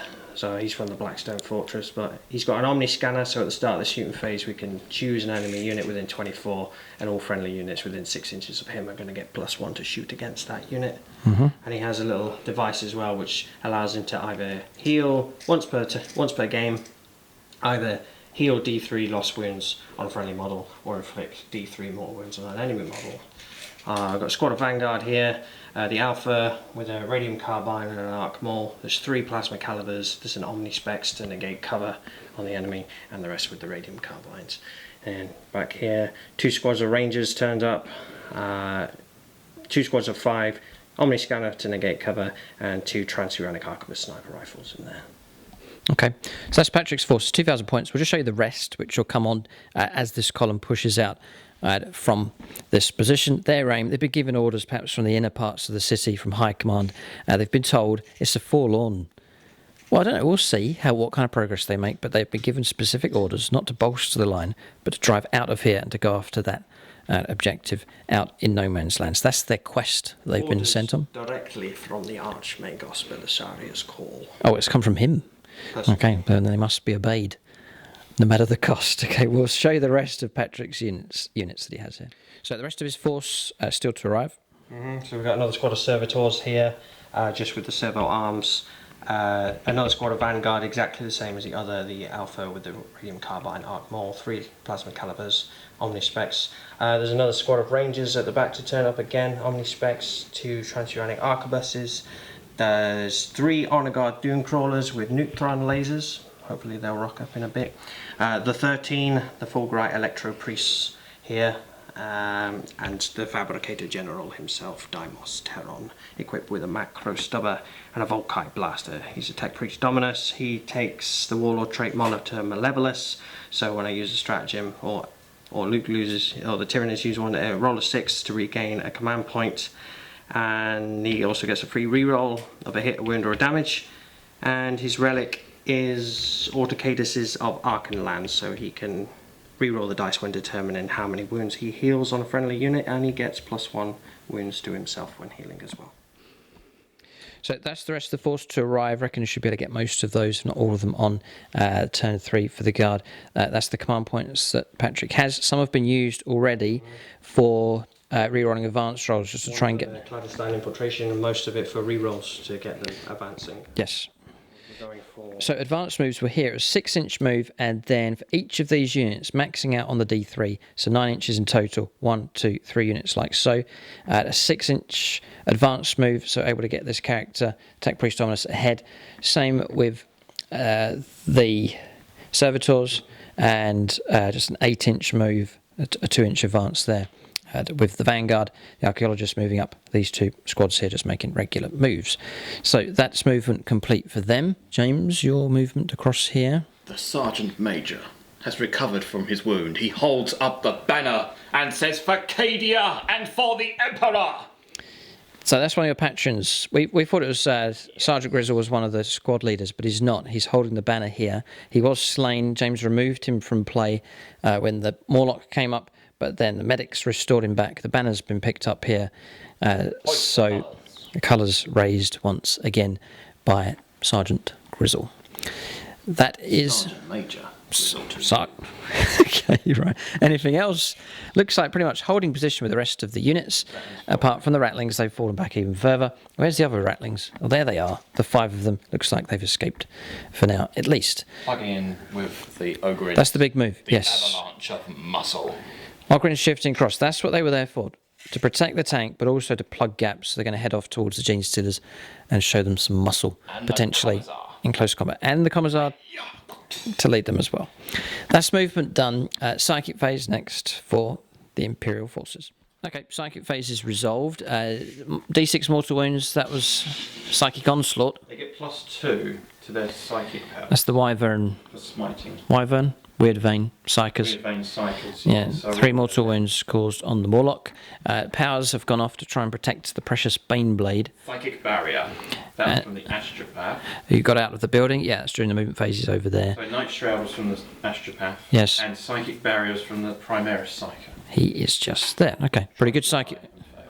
Right, psychic phase is complete, successful. Good enough. We'll go on to shooting phase next for the Astra Militarum and Admech.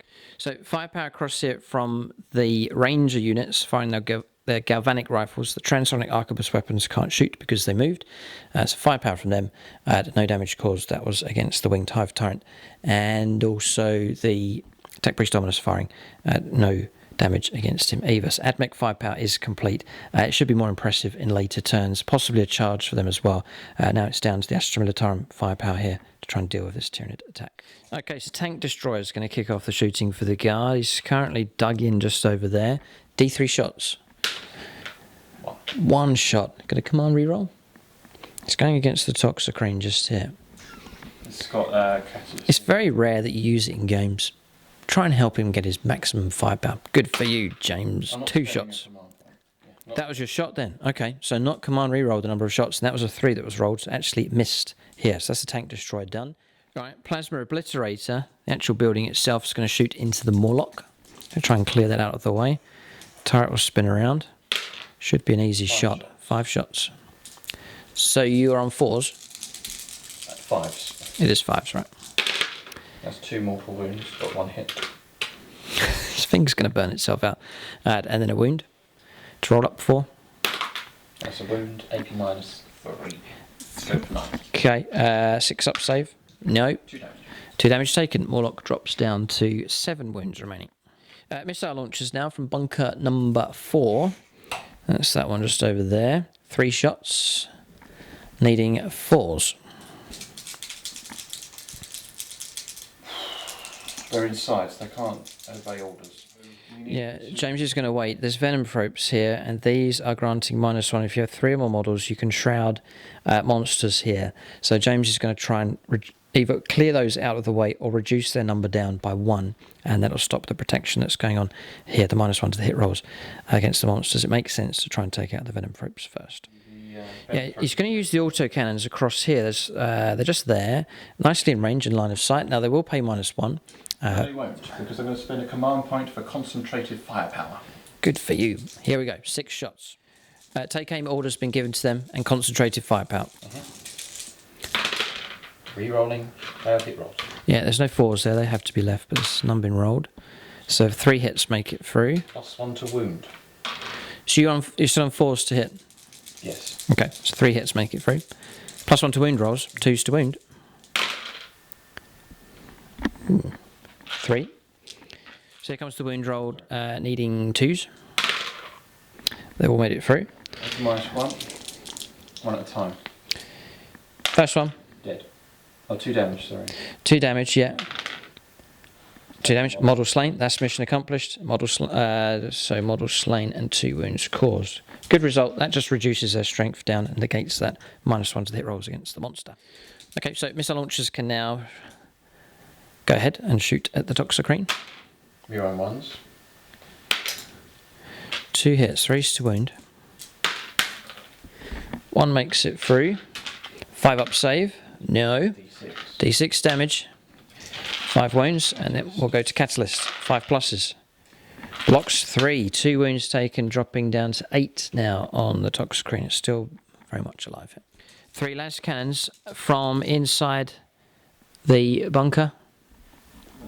The Obliterator. It's going to go into the Morlock. Get those hits. Got 2. Rerolls for Cadia. Ooh, close. And then 3s. Snake Eyes. Oh. Double command reroll. He's bleeding command points. He's only got 6 left. He's not going to. Okay. All right, so laser cannons, no effect. Laser guns inside the bunker, they fired. A wound came through, but save passed, so no wound caused. Laser guns from this bunker as well, just resolving those. No wound caused again on the Morlock. Okay, so Baneblade, just at the entrance there, its firepower's been allocated. Shots going to go off in all different directions. First of all is the Demolished Cannon. It's going into the Raveners. D6 shots now. Minimum of 3. Because of the size of my unit, yep, 3. 4s for hits, re-rolling 1s. And 2s to wound. 2 wounds, nothing I can do about it. 3 damage a time. That's a cock die. That's D6 damage. D6 damage, right, okay. So you're going to try and slay these models here if he rolls well enough. No. No, can I re-roll that one? No. No, and the other one's just used up. 1 model slain. Auto cannon next against the same target. 2 hits, 3s to wound. No, failed. Prime. Yes, the Baneblade cannon is going to go across against the Trigon Prime just to try and help out on that flank. Turret turns, 3d6 shots. Load the shell. Whack. 444. Nice, 12 shots. Very good. And it's going to be 4s for hits, rerolling 1s. James getting reroll 1s for regimental keyword because he paid an upgrade for Tank Ace. Is Tank Ace, is it called? Yes. Yeah. It's narrative, it makes sense. Mm-hmm. That. Okay. Strength 9. 3s to wound. And you could hurt the Trigon there. Oh, not like that. 3. 6s to try and block. Any 6s would be useful. Yes, got 1. A straight 6 damage. We're on Catalyst. So I've got 5 dice here. I'll reroll one of these. Yeah, 4 wounds taken, so it drops down to 8. Right, there's 2 laser cannon shots to follow as well against the Prime. Missed on 2 3s. Next is the heavy bolters. They've been declared against the winged Hive Tyrant. 18 shots. Rerolling 1s. There's loads of hits. It's damage 2 now for heavy bolters. They are a deadly weapon. So this winged Hive Tyrant could find himself in a bit of trouble here. Strength 5, toughness 6 though. So 5s to wound. James can repeat that really good dice roll. Trying to salvage this flank here and stopping a Tyranid breakthrough. It is really good. I can see loads of 5s and 6s. 1, 2, 3, 4, 5, 6, 7 to make it. I think this Hive Tyrant's in trouble. Or maybe not. He is alive. And I'm going to command reroll both of those. Failed. 4 damage taken, dropping down to 3 wounds left. So burning through our command points, just trying to keep the winged Hive Tyrants alive. We have 3 left here for the Tyranids. Master of Ordnance directing firepower now onto the Prime. Range Yes, 100. he's up in that tower. He's in tower number D6 shots. 3. 2. Going to spend a command point to reroll. Come on, reroll the number of shots. Down to 5. James has 5 left. Patrick has 5. I have 3. Still 2. Reroll it. 3's to hit. Here it comes. Rerolling 1s because of his doctrine. Got the 2 hits. I'm going to check if he's got that. Yeah, he has the regiment keyword. That's fine. So he does get the 2 hits. Strength 9. 2 wounds. Well done. Minus 3. 6s. No. 3 damage. Snake Eyes. Oh, 2 wounds caused, dropping down to 6. Air support being called in now. Master of the Fleet will shoot against the Trigon Prime. Nothing. No effect. Done. No effect. Right, that's that done. Okay, we'll press on. More firepower to resolve. Much of the heavy firepower's done. It's having some impact on the Tyranids here, but this tide is continuing to push up the board. A lot of small arms firepower available now. Lots of las guns in range. And there's still plenty of heavy weapons teams hidden away inside bunkers and so on. We'll press on with guard firepower. Okay, so shooting phase here. It's the automated systems firing here. So all of the bastions have fired. Heavy bolters, they're quite potent. Stripping wounds away from this winged Hive Tyrant, dropping down to 3. Down to 3 wounds here on the Trigon Prime as well. That was firepower coming in from these battle cannons also. Yes. Flak array firing as well. 20 shots from here just put a wound onto the Raveners. Heavy bolter round coming through, took off 2 wounds from the winged Hive Tyrant, drops down to 5.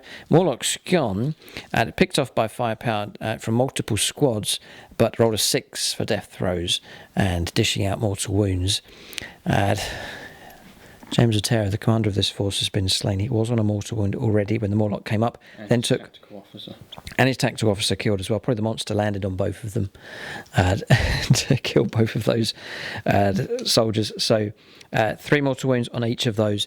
So both of those models slain and removed from the table. Mortal wound on this squad, mortal wound on the conscripts, mortal wound on this squad as well. A mortal wound on the tank destroyer. So Morlock has wreaked havoc in that spot. Landing in exactly the right place in amongst various guard squads. Automated systems stripping 4 of the Hormagaunts away, 3 on this squad stripped away, and some wounds being removed also from the Exocrine, down to 7 wounds remaining. That's battle cannon fire against them. This squad erupted with firepower. We've resolved this sector here as well. This is Platoon Commander Knuckles' sector. Firepower from here helped reduce a few casualties down. Auto cannons across here as well. What's helping out the Tyranids is Catalyst. 5+ feel no pain on some of these creatures is helping to stop the damage coming through. This sector's complete. We've still got this sector's firepower to go. The main target's obviously going to be those gene stealers to get rid of them. Conscripts have backed out of that combat, by the way, so they are... You can still shoot with an order. Yes, get back in the fight. Get back in the fight. Okay, so they're available. And then across here, we've still got firepower from this sector to resolve as well. And obviously, the main targets is to get rid of these 2 monsters and the gene stealers. Okay, shooting phase resolved here for the rest of the guards. So we've done these 2 other sectors just here. So Commander Juengel's sector, trying to clear the Tyranids away. 17 casualties caused now on the gene stealers. A lot of damage coming through from mortars. James played a stratagem called Concentrated firepower. Concentrated firepower, with an order on top of that as well, which is called Take aim. Take Aim. Right, combining that together, a lot of casualties coming through. Everything around here erupting. Heavy bolters being used against these monsters, helping to bring down the Trigon Prime, so that's gone. And then the winged Hive Tyrant still alive, but just 2 wounds remaining on that. Then swinging around here, we have some firepower against the Hormagaunts. 3 casualties caused against them. The Rippers, and firepower from most of these squads around here, managed to get rid of the gene stealers, so they're gone. And the Rippers that were here, they've been completely destroyed as well. So good shooting from the guard, but it's mostly been directed at units that have broken in, and so not as much firepower going against the main Tyranid advancing line. But the line, generally speaking, holds quite comfortably at this point, plus the welcomed reinforcements arriving. Things looking strong enough for the Guard at this point. Turn 1 shooting is complete. We'll now go on to charges and any Overwatch. I don't think James wants to get involved in any combats here, but the Admech may wish to charge. We'll see if the Sidonian Dragoons make it into close combat. So 7-inch charge required. No Overwatch here from the Tyranid Hive Tyrant, and 1 wound remaining. It's a 7 exactly, 5 and 2. The charge will go ahead. So here comes the move. Just sees cavalry moving out of the defensive line and plunging into the winged Hive Tyrant. Good to see the Admech arriving. I'm sure the Astra Militarum are glad of their arrival.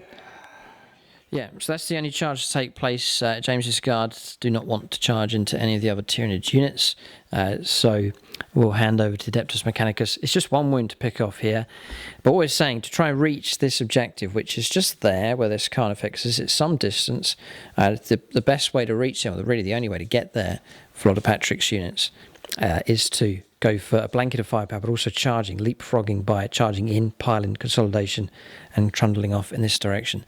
It's a long stretch here for the Admech to go, but they've been given their orders, and they will press ahead. But a good initial charge taking place from the Dragoons. Acquisition at any cost.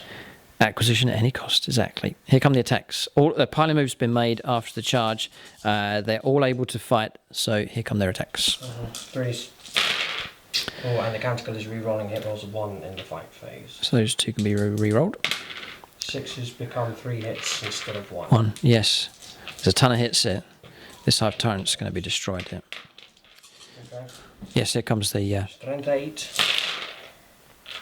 It's 3s to wound. And there's loads of wounds have come through. It's AP -1 and 2 damage. 14 saves. Not a hope. 6 + 2... detonate the thing. No, Hive Tyrant blown out of the way here, been tasered and shot down very quickly. So Hive Tyrant can be removed, and that clears the path for the Sidonian Dragoons to make a further 3-inch move consolidation. Yeah, it's piling or consolidation move being made. 2 of them 3-inch moves. 2 of them able to cross over the boundary there, but they've headed off now in this direction. They're about halfway across the board. There's the objective, and it's looking closer. But Tyranids have been provoked. They'll no doubt react to the Sidonian Dragoon charge taking place. Yeah, and there's a Swarm Lord nearby. There could be trouble ahead for this cavalry unit, but what can you do? You have to obey orders, and so they are making progress towards the objective. There's some way to go, and plenty of Tyranids to try and cut their way through. So combat's resolved. Our unit was wiped out, so no fighting back. Turn is finished. We'll resolve some morale. Tyranids will pass all of their morale. There might be a little bit for James. Not really, just 1 casualty on some of those units. They'll be fine. Tyranids pass morale. So the turn is +1 leadership anyway for behind the barricade. So the turn is over. Okay, so turn 2 is concluded. The advance from the Tyranids continues. The Guard line for now holds. We'll go on to the 3rd turn for the Tyranids coming up next.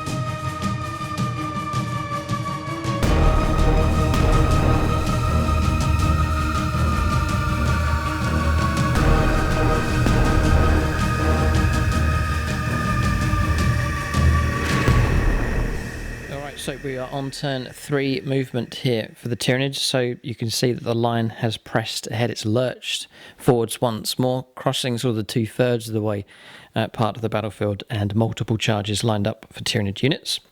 It's just 8-inch move here with the Hormagaunts, potential charges, quite long range, but potential charges available from them. Advances taking place from the Carnifexes, they're getting dangerously close to the guard line, and then Gaunts and Warriors continuing to push up. Remaining stationary now with this weapons beast, the Exocrine is in range of a good number of targets, even the tank destroyer over there in the distance. Advanced move being made here by the Toxocrine.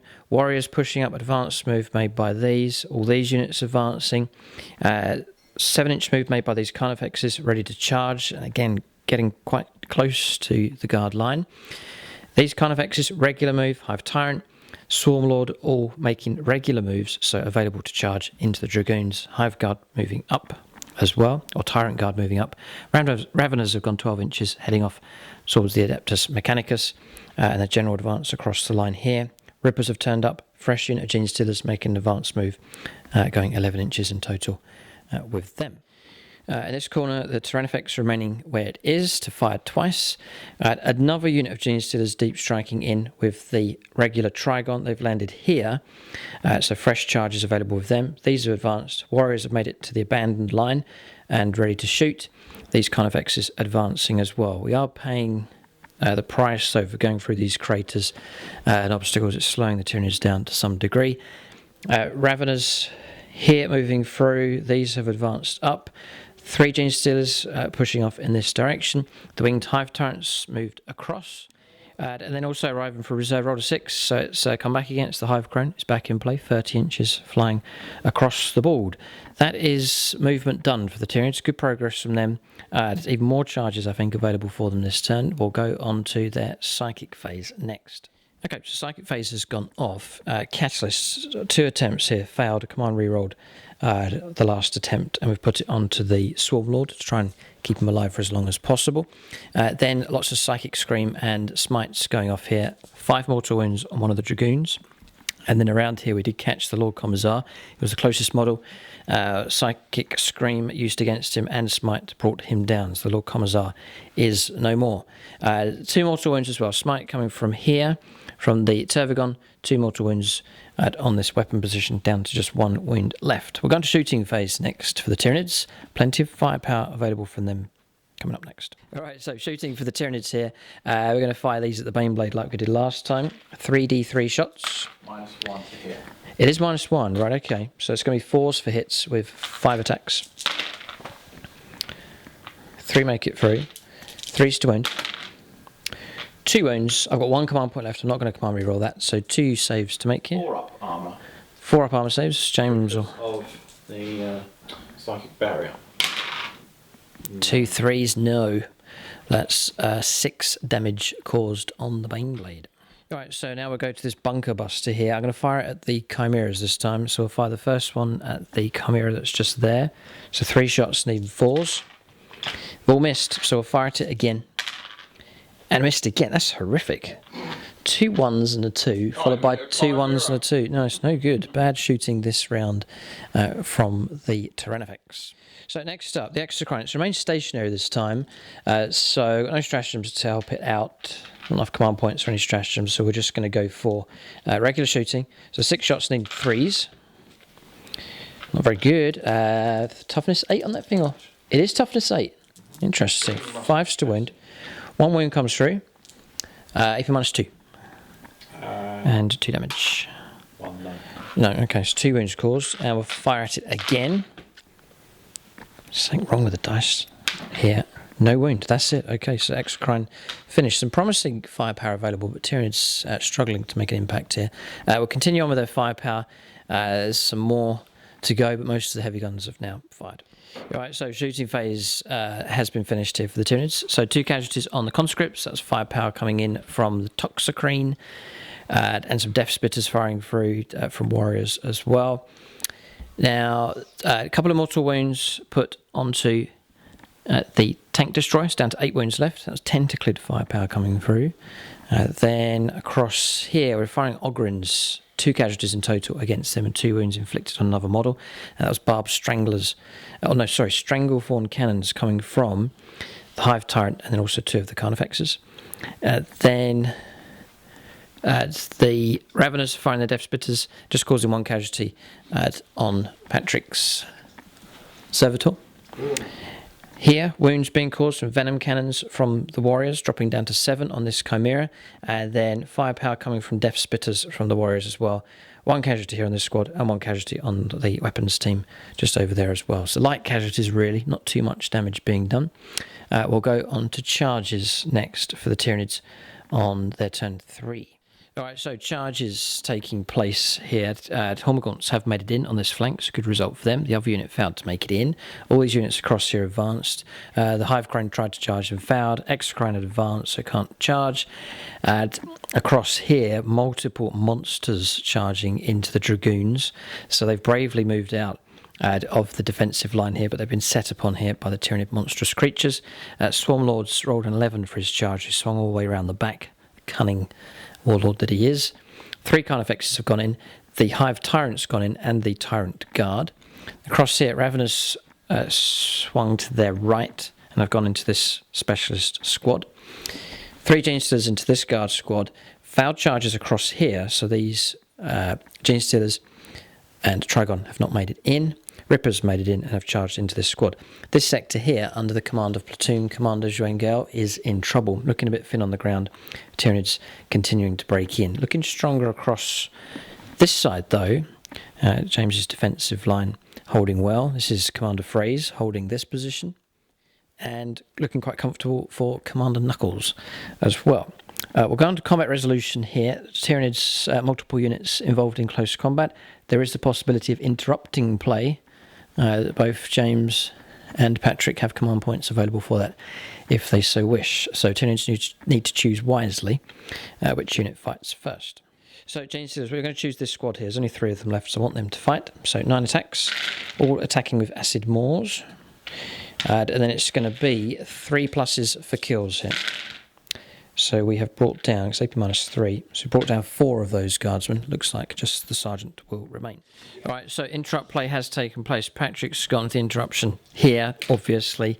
A bit of piling moves taking place. I reckon 5 of these can fight against the Swarmlord. And the other one that's on its own against the Hive Tyrant. Indeed. Okay, so a couple of stratagems being used just to boost these as much as possible. Conqueror Doctrine Imperatives, +1 to the hit rolls. And then Petrol incense for -1 to hit in the fight phase when you hit me back. okay, -1 when we strike him as well. So lining up the attacks. So fighting against the Hive Tyrant, 3 attacks here. The Hive Guard will absorb the hits coming through. So strength 8, toughness 7. 2 wounds, AP -1. Saved both on the Invon here, so damage absorbed, and now the remaining attacks to go against the Swarmlord. You're rolling 1s for the canticle. Yes, the Canticle in play to help out as well. Reroll 1s in close combat, which helps. 2s are hits for you. 2s are hits, Yeah, great. 6s will become 3 hits. So another 6 hits to add into that pile. 3s to wound him. It's a lot of dice here. Looks like a lot have gone through. Yep, it's a very good roll. Hive Tyrant is in trouble here. Right, so 15 saves at -1. We do get a 3+ Invon save in close combat. These are damage 2. We need to roll well. Oh. 4 up in Hive Tyrant. No, this is the Swarmlord. 3+ Invon save in close combat. That 3+ Invon save has helped us out. We are in serious trouble here. So we've taken, what looks like 12 wounds, which would be enough to kill him. Well, I'm going to use my last command point to try and keep him alive. We do with that one, so that's the last command point used up. 10 wounds make it through, but thankfully Catalyst was played, granting a 5+ feel no pain, so 3 more wounds blocked from that, so 7 wounds taken, so 5 wounds remain on the Decapitator. So that's that combat resolve. We'll fight back with the Decapitator immediately. -1 to hit, sir. -1 to hit, so those become misses. That was a good stratagem to use. 3s to wound, 2 wounds make it through. AP -3, so 2 6+ invuln saves available. Yeah. Failed. Okay, so 3 wounds put onto one of them. That's destroyed. They explode those things. They do, on 6. No, and then 3 wounds put onto another, so half destroyed. Okay, so one of these models has been removed. Here, Living Battering Ram caused 2 mortal wounds. That should have been done at the start of the fight phase, or when the charge moves were done. That model would have been removed, and so it would have been 6 damage on one of the models there from the Swarm Lords. We've removed another one of the Dragoons. This kind of effects here: 5 attacks, 2 sets of monstrous scything talons. 4s for hits. We're on +1 to hit on the charge, then -1 because of Patrick's stratagem. So those 2 are misses. 3s to wound. Let's just check what wounds we're on here. Monstrous scything talons. No, we're on strength 6. Toughness 6.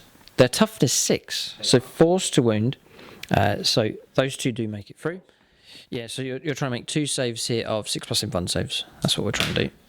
No, they are a flat 3 damage here. Monstrous scything talons. Yeah, they are. It's another vehicle destroyed.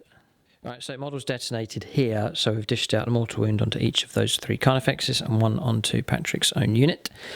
So we'll fight with this Carnifex here next. So 4 attacks of this Carnifex, because it doesn't have the double set. We are re-rolling ones. So 1 hit and a wound. 6 up invuln save here. Pass that one. Well done. Next Carnifex, this one here. So we've piled in with this one. 4 attacks. 3 hits. 3s to wound. 1. 6 up invuln. No, 3 wounds going on to this one. It's dropping down to 2 wounds left. Alright, so Tyrant Guard, just regular standard equipment for them. 3s to hit -1. So 4s. And they're going to be coming in at strength 5. So 4s to wound. 2, toughness 6. No wounds at all. So Hive Tyrant next. 3s for hits. A wound comes through, it's -2, so a 5+ save for this one. No, and you might want to command me roll, that's 3 damage if that goes through. 5, yeah, here it comes. No, alright, it's another vehicle destroyed, and does it blow up? Is the question. No, okay. Yeah, just off camera, done the attack with the tower, no wound coming through. So that's all of these units resolved here. Haven't wiped out the Dragoons, 2 of them remain, but heavy damage being caused against them. There's a few other melees to resolve here for the Tyranids, various units breaking in, mostly on this side of the board. We'll get those resolved next. So the rest of the combat's here. There's 1 still to go. We're saving that just to be rolled up on camera here. 4 guardsmen slain by the Hormagaunts, 1 casualty taken in return. This combat's resolved across here. Then the Raveners took down just 1 guardsman from the specialist weapons team. And here, 4 casualties taken. This is Patrick Darling's own squad here. There he is. That sergeant just said that's Patrick Darling, the Patron. So he's here in person. 4 casualties taken. Yet to fight back, though. The bayonet. Give them the bayonet. So Patrick's going to roll 3 dice separately. This is for his own personal attacks from Sergeant Darling. Chainsaw effects, please. Oh, hit! Good rolling. 4s to wound. Wound comes through. Not saved, so he's chopped up a ripper. Sorry, just had to cut James out from his chant. So now the 5 attacks back from Sergeant Darling's fellow guardsman. Brought down another Tyranid. 4. Just the 1 hit. 4s for a wound. Stabbed another ripper. Defensible network. Yeah, 4s to wound the other one. No. 6 up save. No, another ripper stabbed with the bayonet. Right, brilliant. There's a couple of other squads to fight back, but this is what we want to do here. The Hive Tyrant to fight against the Patrons here. So it is Commander Zwengel, or Platoon Commander Zwengel, holding on to this sector here, and he's now personally under attack by the gravely wounded winged Hive Tyrant. I'm going to split my attacks. I'm also going to try and take down Devon Matthews, holding the banner as well. So I'm going to put 2 attacks into him, 2 attacks into Commander Zwengel, and also use the prehensile pincer tail against him as well if he survives. So our weapon skill is 4+. We've hit him twice. Does he have an invuln save? Yes. Okay, he could survive. The 2 wounds come through, so will this refractor field hold? How many wounds does a platoon commander have? Well, he's a company commander, aka platoon commander. How many wounds? He has 4 wounds. 4 wounds, right. So you need to pass just one of these, and platoon commander Schwengel will survive. Fouled that one. Ooh. Chant, quick. Refractor field, sorry. Right, James is asking for the refractor field to hold. Emperor, bless this refractor field as the Hive Tyrant brings its deadly blow. May it protect my shield! Yeah! For the Emperor! Take that! I defy you, foul beast! Stupid, right, okay. Survived. Okay, we'll hit him with the tail. Well, not kill him now, because it's only D3 damage with that. That's missed, so he has survived. Platoon Commander Schwengel lives. Oh, you found one. That's So he's taken 3 wounds. Oh, he lives just about. Seriously damaged here. Barely alive, but just about able to continue commanding his troops.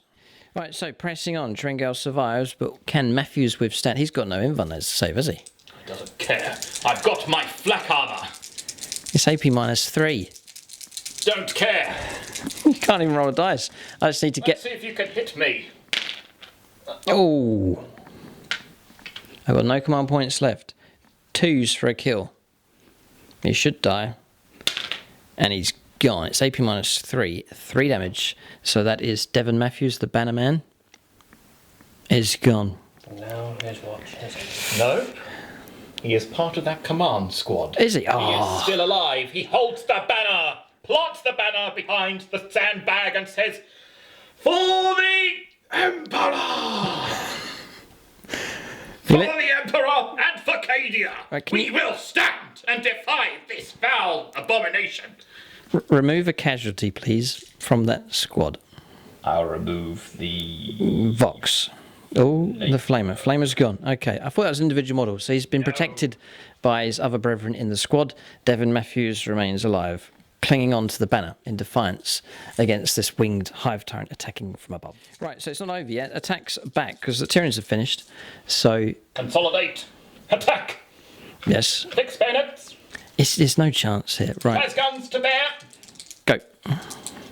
1, 2, 3, 4. Extra attack with the banner. Yes, with a chainsword and less pistol. Oh, right, okay. We'll do him separate then. Do Mr. Matthews separately. 2 attacks with the chainsword. 4s to hit. 2 hits. 6 and 5. Good start. 6 is to wound, though. It's mission Emperor impossible. is with us today. This foul beast will go down. No. No, Not with failed. Okay. Can't criticise James's faith here, but it's exceptionally unlikely. This is the other 2 guardsmen attacking. They've hit twice. They've done their best. No wound, no 2 3s. Now it's down finally to Commander Schwengel himself fighting. Go. We'll take this personally. This foul creature with my rod. That is all of them. All have hit. It's really good. The guardsmen have done very well to get their hits, but can they wound? 1 wound, that's a cock die. Yes! Dude, Come on! I got Die! 3 up armor save. Be fine. No! Yeah, that's combat's resolved. We've just done the attacks back here. Missed with the chainsaw with him. Missed with the guardsman across here as well. So that's combat's resolved in this sector. The guard haven't been kicked out of here yet. Casualties have been heavy. Tyranid presence not quite in here. They're further out at the moment with a number of foul charges. But it is this sector that hangs in the balance at this point. Okay, so combats are resolved across the board. A little bit of morale to resolve, and that'll end the turn here for Tyranids on turn 3. All right, so morale resolved across the board. Generally speaking, the Astra Militarum in good spirits here. Just 1 morale test failed. Across here, morale tests being passed by multiple units, so the guard squads remained where they are. Even this lone sergeant fighting by himself has held morale. And then coming across, the morale test was failed across here, but just 1 model pulling away there with that bad morale result, but still holding the trench network. So as we said earlier, looking across here looks strong enough for the guard. They've kept the Tyranids out and still have plenty of units available to shoot at what's heading towards them. It's looking healthy enough. And we've got the AdMech to push further out and also to bring fresh units on. And then this sector, it is a precarious situation at the moment, so the guard attention will need to be over on this flank. There's 2 objectives, just to remind you where they are. This one here, which is barely being held by the guard. This one deeper in position. Remember, there's the lone objective out there, which the AdMech have been commanded to go after, and the other objectives, this one at the front, still quite comfortably held, and then one just tucked right in here, probably the safest one at this point in time. So that's the turn finished here for the Tyranids. The Guard have a turn in their favour to come up next. Then they just need to cling on for 2 more turns, or try and play to turn 5 in this epic clash to get a result. But Guard need to cling on after this turn for them is finished. 2 more turns of Tyranid attacks. There we'll see if they can emerge victorious. The line holds mostly at this point. We'll go on to Astra Militarum turn 3 next.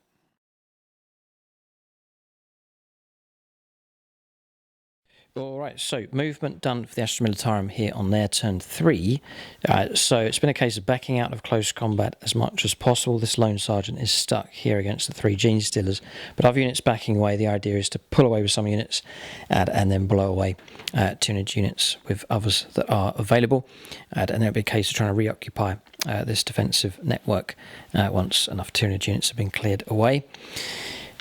Shroud Psalm has been enacted here as the canticle for this turn. You can see that they've lurched ahead once more, so reaching the edge now with the breaches. Vanguard squad pushing through. There's 2 Vanguard squads, one's still off the board, is it? Still off the board. Yeah, so what Patrick's done is brought on the Electro Priest, wanting to push those forwards to get the possibility of future melee opportunities in the future turns. Snipers in position. 2 Dune Crawlers have arrived. The second Tech Priest Dominus and Servitors arriving with him. Terron, fabricated gender around of the forge. Okay. Deimos Terron. Okay, that's him. And then there is the other Manibus Borg, master of biosplicing. Manibus Borg at the front. Okay. The Dragoons are pulled out of close combat. The idea is to blow away these monstrous creatures to try and create a hole for the AdMech to flow into. Right, so we've seen Patrick appear on a variety of our games, known for his nautical-themed Death Guard army in our Challenger Scorpion battle reports. Recently filmed a fresh challenge game and a Beat the Bear battle report as well, featuring Forge Phobos. That's his AdMech army here. You can check out what Patrick's up to on his Instagram page if you look for Winter Wizard 7, and then also his YouTube channel as well, Winter Wizard 7. If you search for that, you'll find him on YouTube. Also a good amount of videos already on his new YouTube channel. And then one other thing, which is big, Bristol Independent Gaming. If you find yourself in the Bristol area in the UK, then be sure to check out Bristol Independent Gaming, a great war games club. It's not a store, is it? It's a club. It's a club. Well, both. It's both. Okay. So if you find yourself in the area, be sure to pop in and see what Bristol Independent Gaming are up to. So that's the AdMech. That's their movement done. Surging ahead. Their orders are just to go straight out of the entrance towards that objective and try and plough their way through whatever stands in their way. Looks like the line's being defended here. Ogrins have now occupied the edge of the defensive line, so the Guard have continued their continuous unbroken line here of plugging in the holes with what's left. HQ squads and banners, commissars all standing behind the guardsmen to keep them in order, and then across here, just backing off slightly for now, just to repel these Hormagaunts, and then getting ready to go back once they've been cleared away. So looking strong for the Guard along here, and a case of just trying to drive the Tyranids back once more. It's the Hive Tyrant. Right, James wants me to point out, where are they? This squad here. Special Weapons Team Demolition Charges. These ones. Yeah, these are equipped demo charges. They might be enough to take out the Hive Tyrant. We'll see what happens. We'll go on to Psychic Phase first for the Guard on turn 3. Right, so Psychic Phase completed. Nothing went ahead. 2 powers did go off, 2 lots of smite, but they were both denied by Tyranid Psychers, so no psychic powers at all manifested this turn. Shooting Phase next. Okay, so we're going to go to the Tank Destroyer. A third chance for him to make an impact in the game. D3 shots. Charging up the Plasma Obliterator. So it's not a shell, it's like a laser shot. The Plasma Burst. Okay. Plasma Obliterator. Oh, I thought you were firing the Tank Destroyer. Okay, so the Obliterator's firing here. It's going after the Toxicrone. It has 7 wounds remaining. Needing 5s to hit. Any 1s are mortal wounds for getting hot. No hots, and I tell you what, that's pretty good. It's pretty good. That's really good. Strength 9. 3 to wound. You could destroy this beast. You got 3. AP minus 3. 3. Nothing I can do to. Hey, there's a 3+ armor save on this thing. So try and get some 6s. You get 1. 4 damage. 4 damage taken. Okay. Drops down to 3 wounds remaining. Right, so Tank Destroyer, it's going to fire against what was shooting at it. It's going to go against the Exochrome. 1 shot. 1 shot, needing a 4. Come on, reroll. Yeah, I'm tempted. Yeah, he wants to do well with this Destroyer. So, re-rolling the number of shots is D3. Got it, 3 shots. You'd love to just 1 shot a Tyranid Beast. You could. You've got 3 hits. Well done. 3s to wound. Got 3 wounds. What's the AP minus? 3. 6 to save. You could do it. Save 1. Oh, 2d6 damage. You could still do it on double 6. Snake Eyes double 1. Oh dear. 5 plus feel no pain doesn't help. We take 2 wounds, so dropping down to 10 wounds left. Okay, the Bane Blade. Firepower's been allocated. Here comes its 3rd round of shooting. It's on 16 wounds, not in a bracket yet.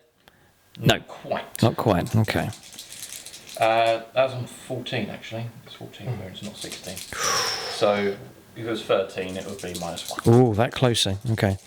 Right, so what are you firing here? I'm firing the Bane Blade cannon into the Termagon. So therefore, if I kill it, there'll be a synaptic backlash on your Termagons.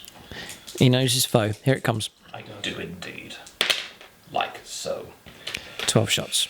12 shots. 10, 11, 12, yeah, 12. My Patreon. Yes, it's Butler's still Behemoth. 4s to hit, re-rolling those 1s. Re-rolling those 2 1s. Generates an additional hit. It's not bad, it's okay, it's about average. There's another one, I can see a 5. I tipped it over. Oh, was a okay. 3. Strength 9, toughness 8. Okay, 3s to wound. How many wounds is that? Foul abomination. It's about 12, I think. Or more. Oh, no. Just the 1. Oh dear. Saved. no.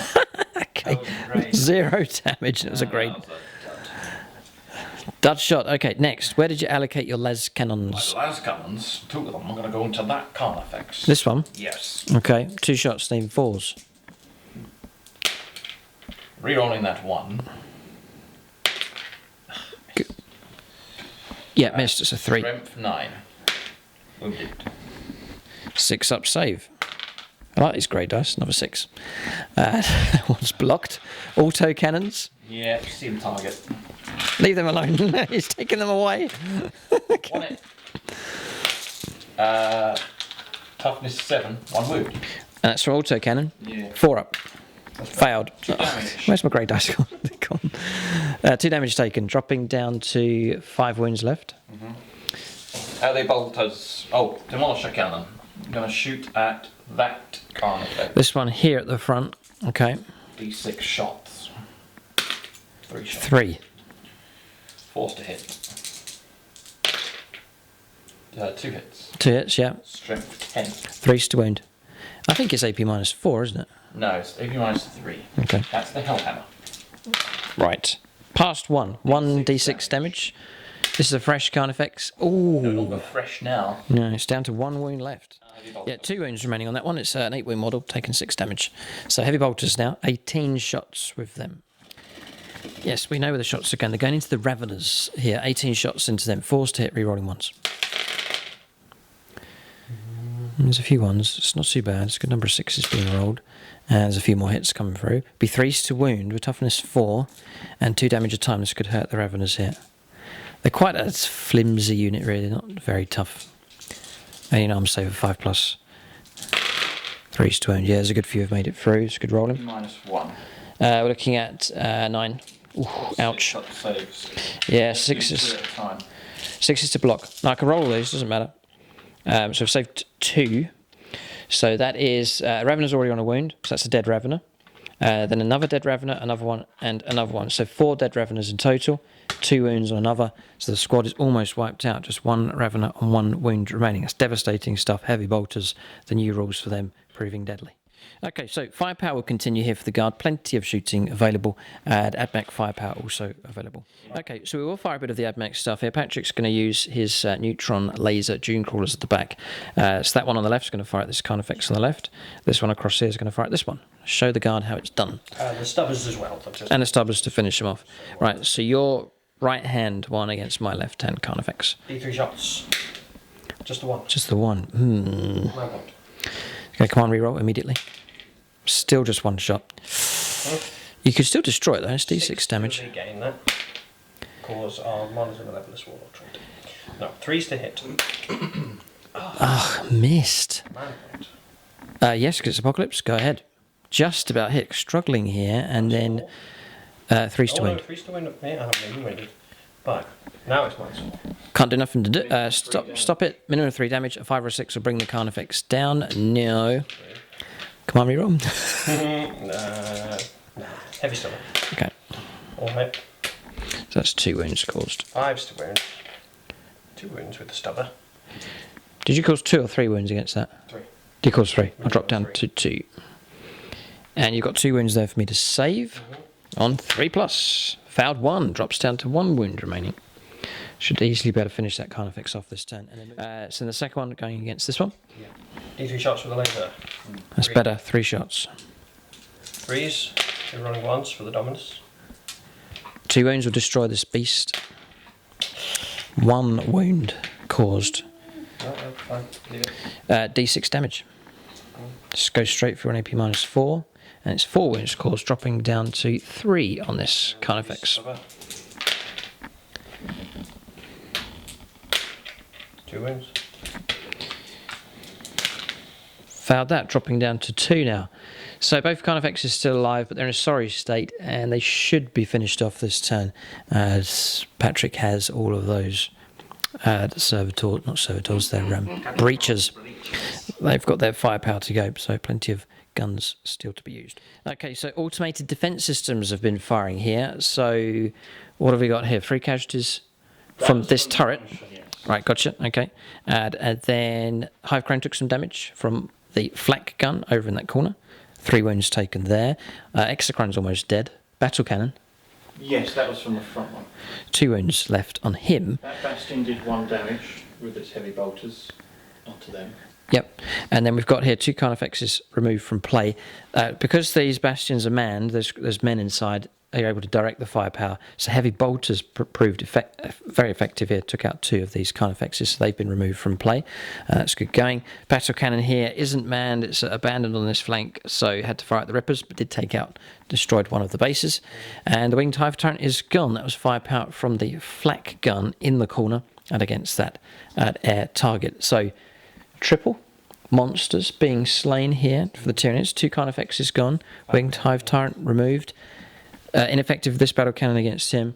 But automated systems definitely helping out with the defence here, and it's a nice addition here to this defensive game to have these buildings and automated systems available. We'll go on to zone by zone shooting now. So 3 zones seems to be the way the game's broken down. 4 now, really. We've got 1 zone here. We've got the AdMech zone, and then the 2nd and 3rd zones here, each with their platoon command. We'll get these zones firepower resolved next. Right, so Commander Zwengel's sector here.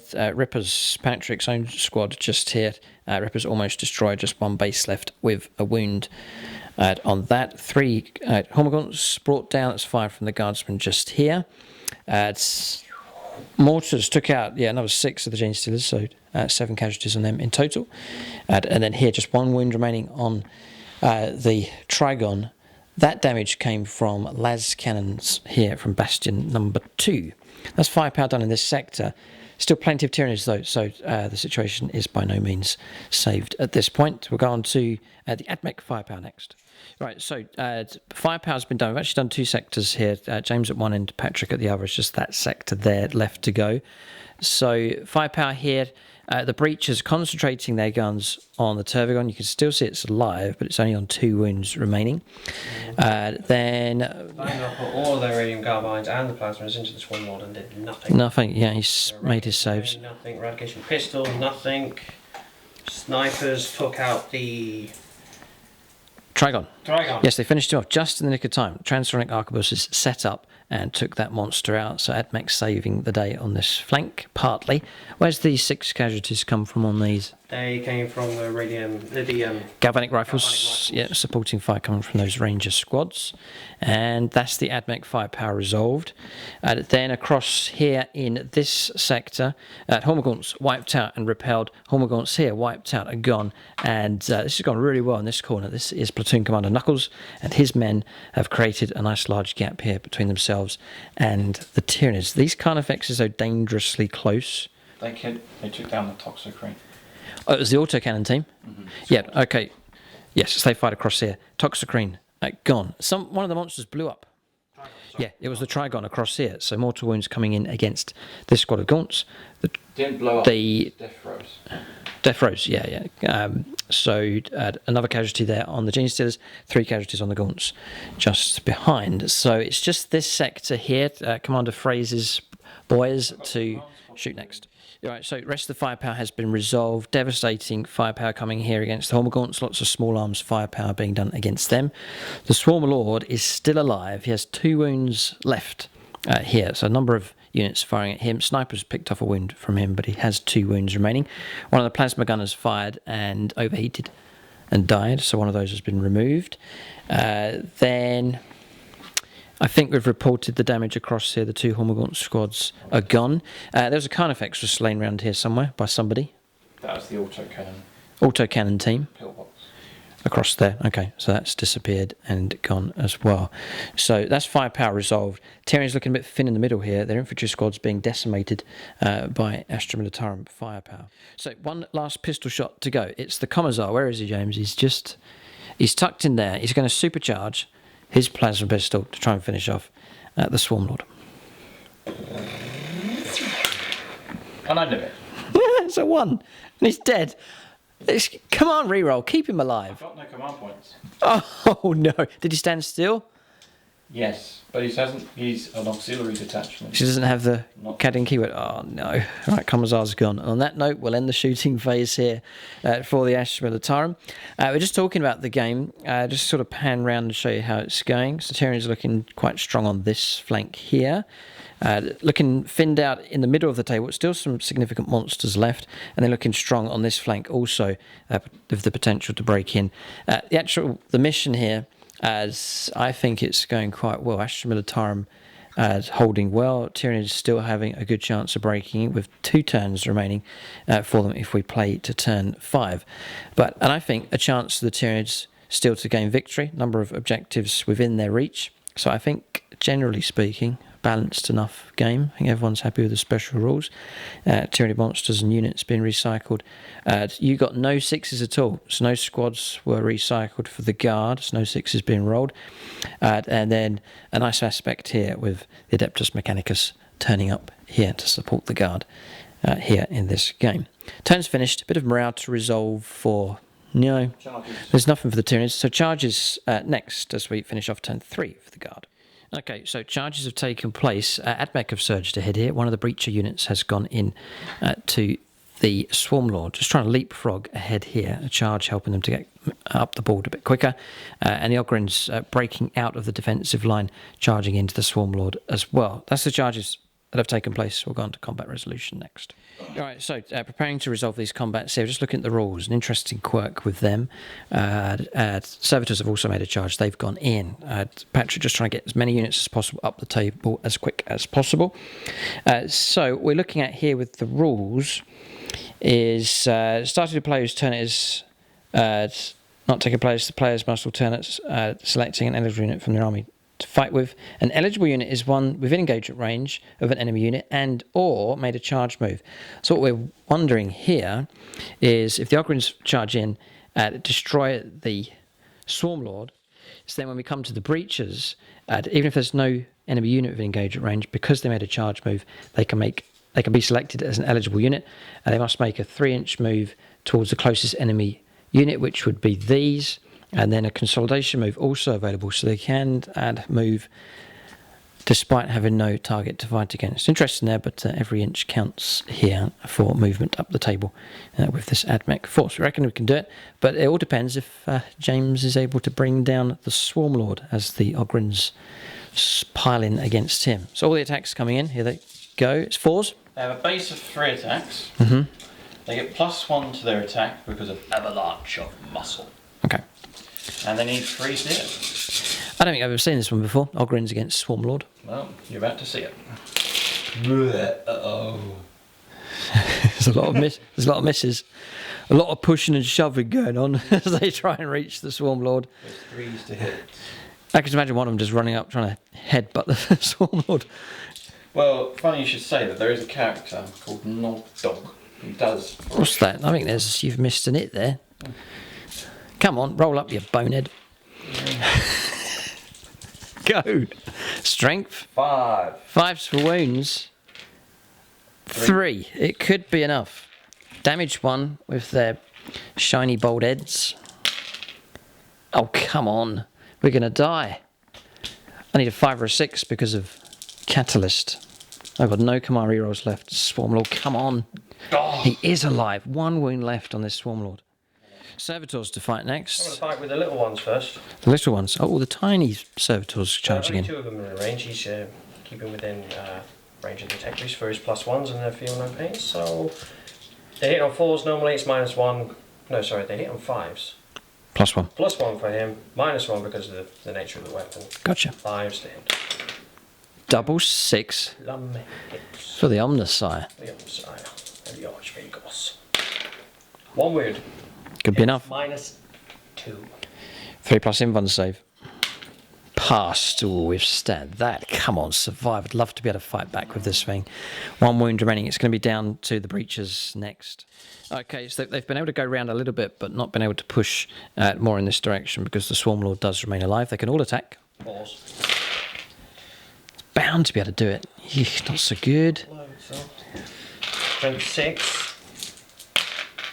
Oh, 2. Minus. Doesn't matter what the minus is. 3+ invuln saves. I've got no command points left. I'll do one at a time. Yes. Pass it. Oh, what a 6. Swarm Lord remains alive. It's a miracle he's made it this far up the table and still alive, survived all that close combat. 1 wound left. Just 4 attacks, but it's still 2s to hit. We're going against the Ogryns. So those have hit. 3s to win. Yeah, 2 wounds. AP -3, 3 damage. 2 Ogryns hacked down by the Bone Sabers will attack the prehensile tail, which hits and wounds as well. So just 1 save for that. No minus on the armour, so James could block this one on a 5+. Nope. Oh, 2 wounds caused on another. Yeah, the Bone Swords are AP -3 and 3 damage at times. They've hacked down the Ogryns, but they're holding him up, still fighting away, and that Swarm Lord can't last too much longer.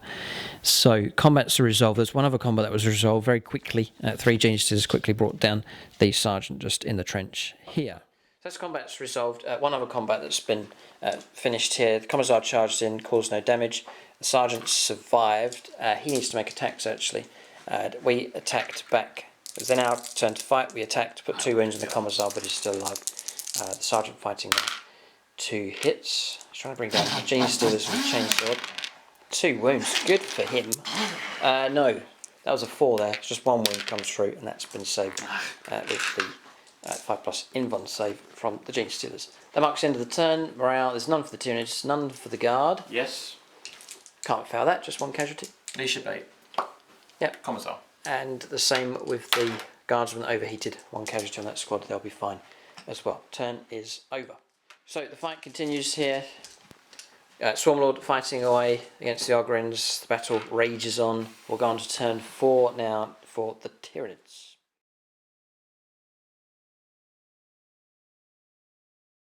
Right, so we're on turn 4 for the Tyranids. Good progress from them, and a load of 6s being rolled, so plenty of reinforcements arriving. So pressing ahead with these units. Carnifex is making a regular move now and poised to charge. Across here, we've had an Exocrine turn up, or Toxocrine turn up here, holding position with him. Warriors and Venomthropes pushing forwards. Morlocks come back on a 6 and has come through the same hole on top of that objective and has dished out some mortal wounds. Commander Phrase survived, rolled a 1. He was on his last wound, but he escaped miraculously. The Priest took a mortal wound. The command squad... What's the name of your banner man? He's still alive. Sergeant Major Taylor Grizzle. Grizzle, right. Been promoted. He survived. The rest of his comrades slain in that squad. 2 casualties taken. Another mortal wound put on the tank destroyer and a guard squad.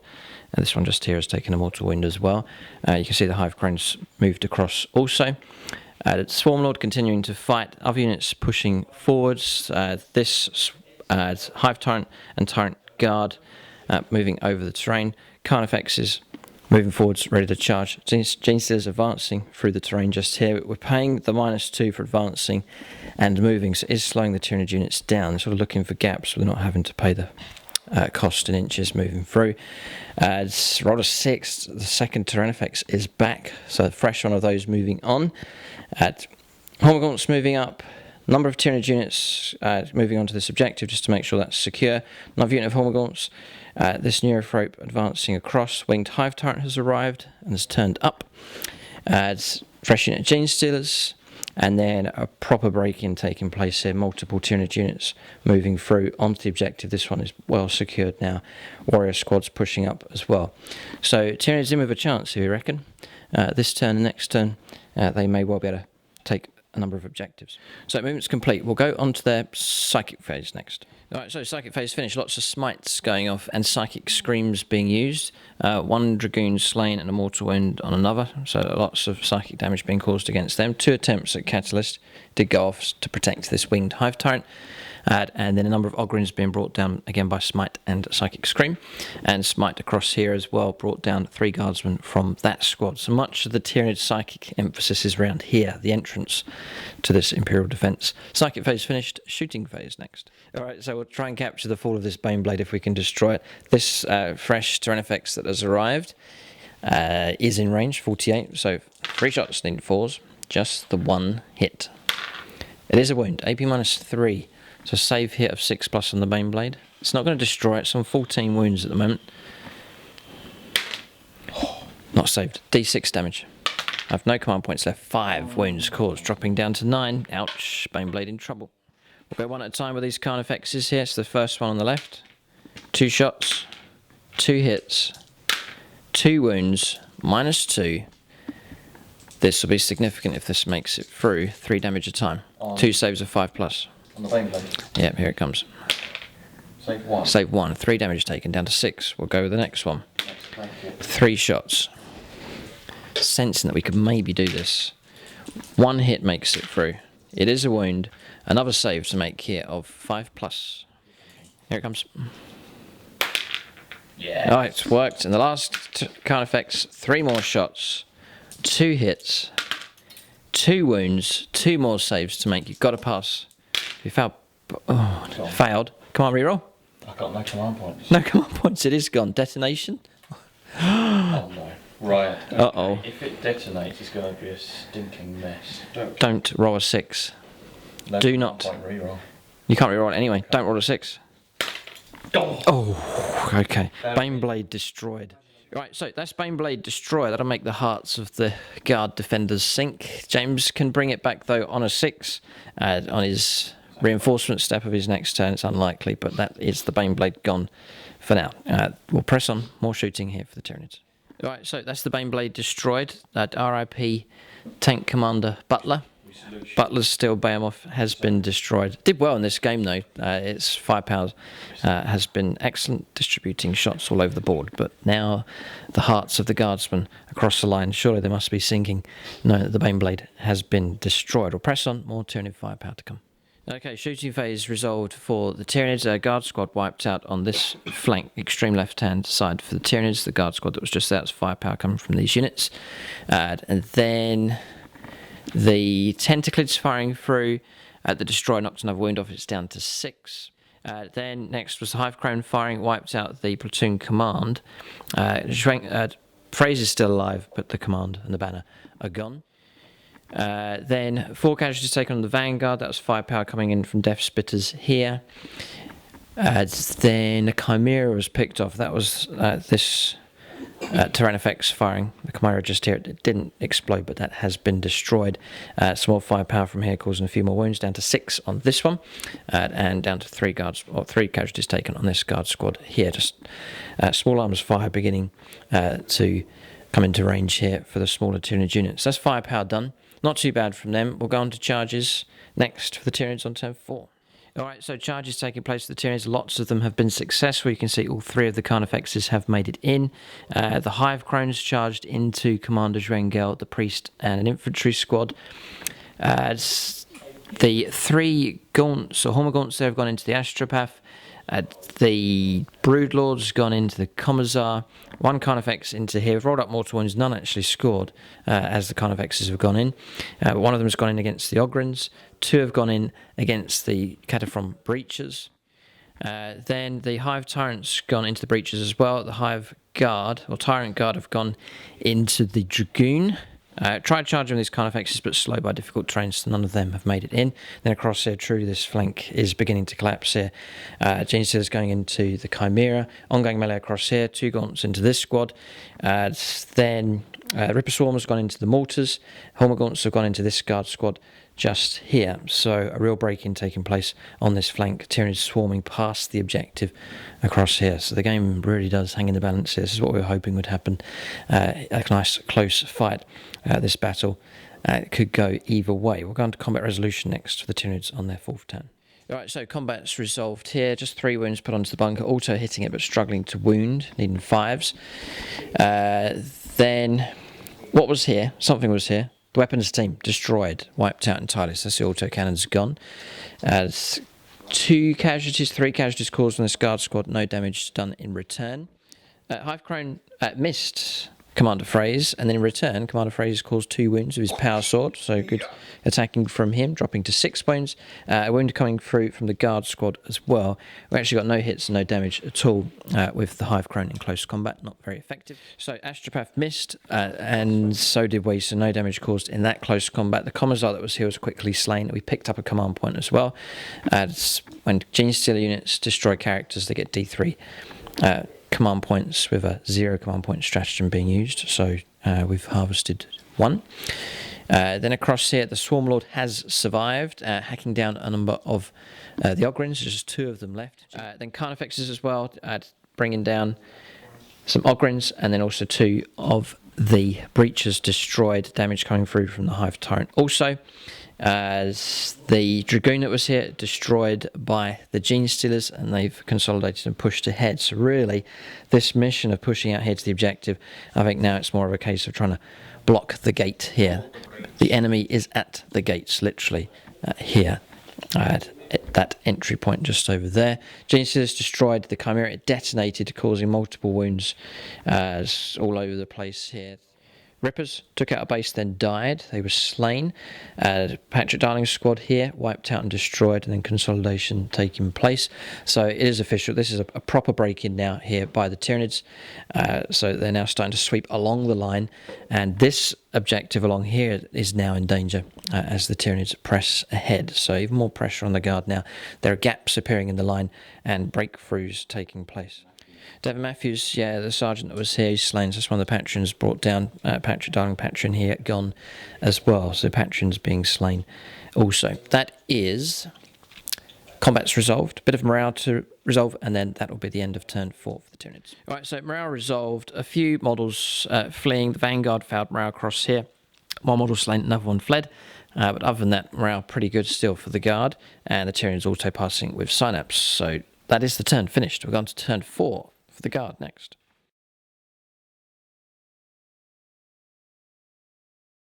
Alright, so movement here on turn 4 for the Astra Militarum.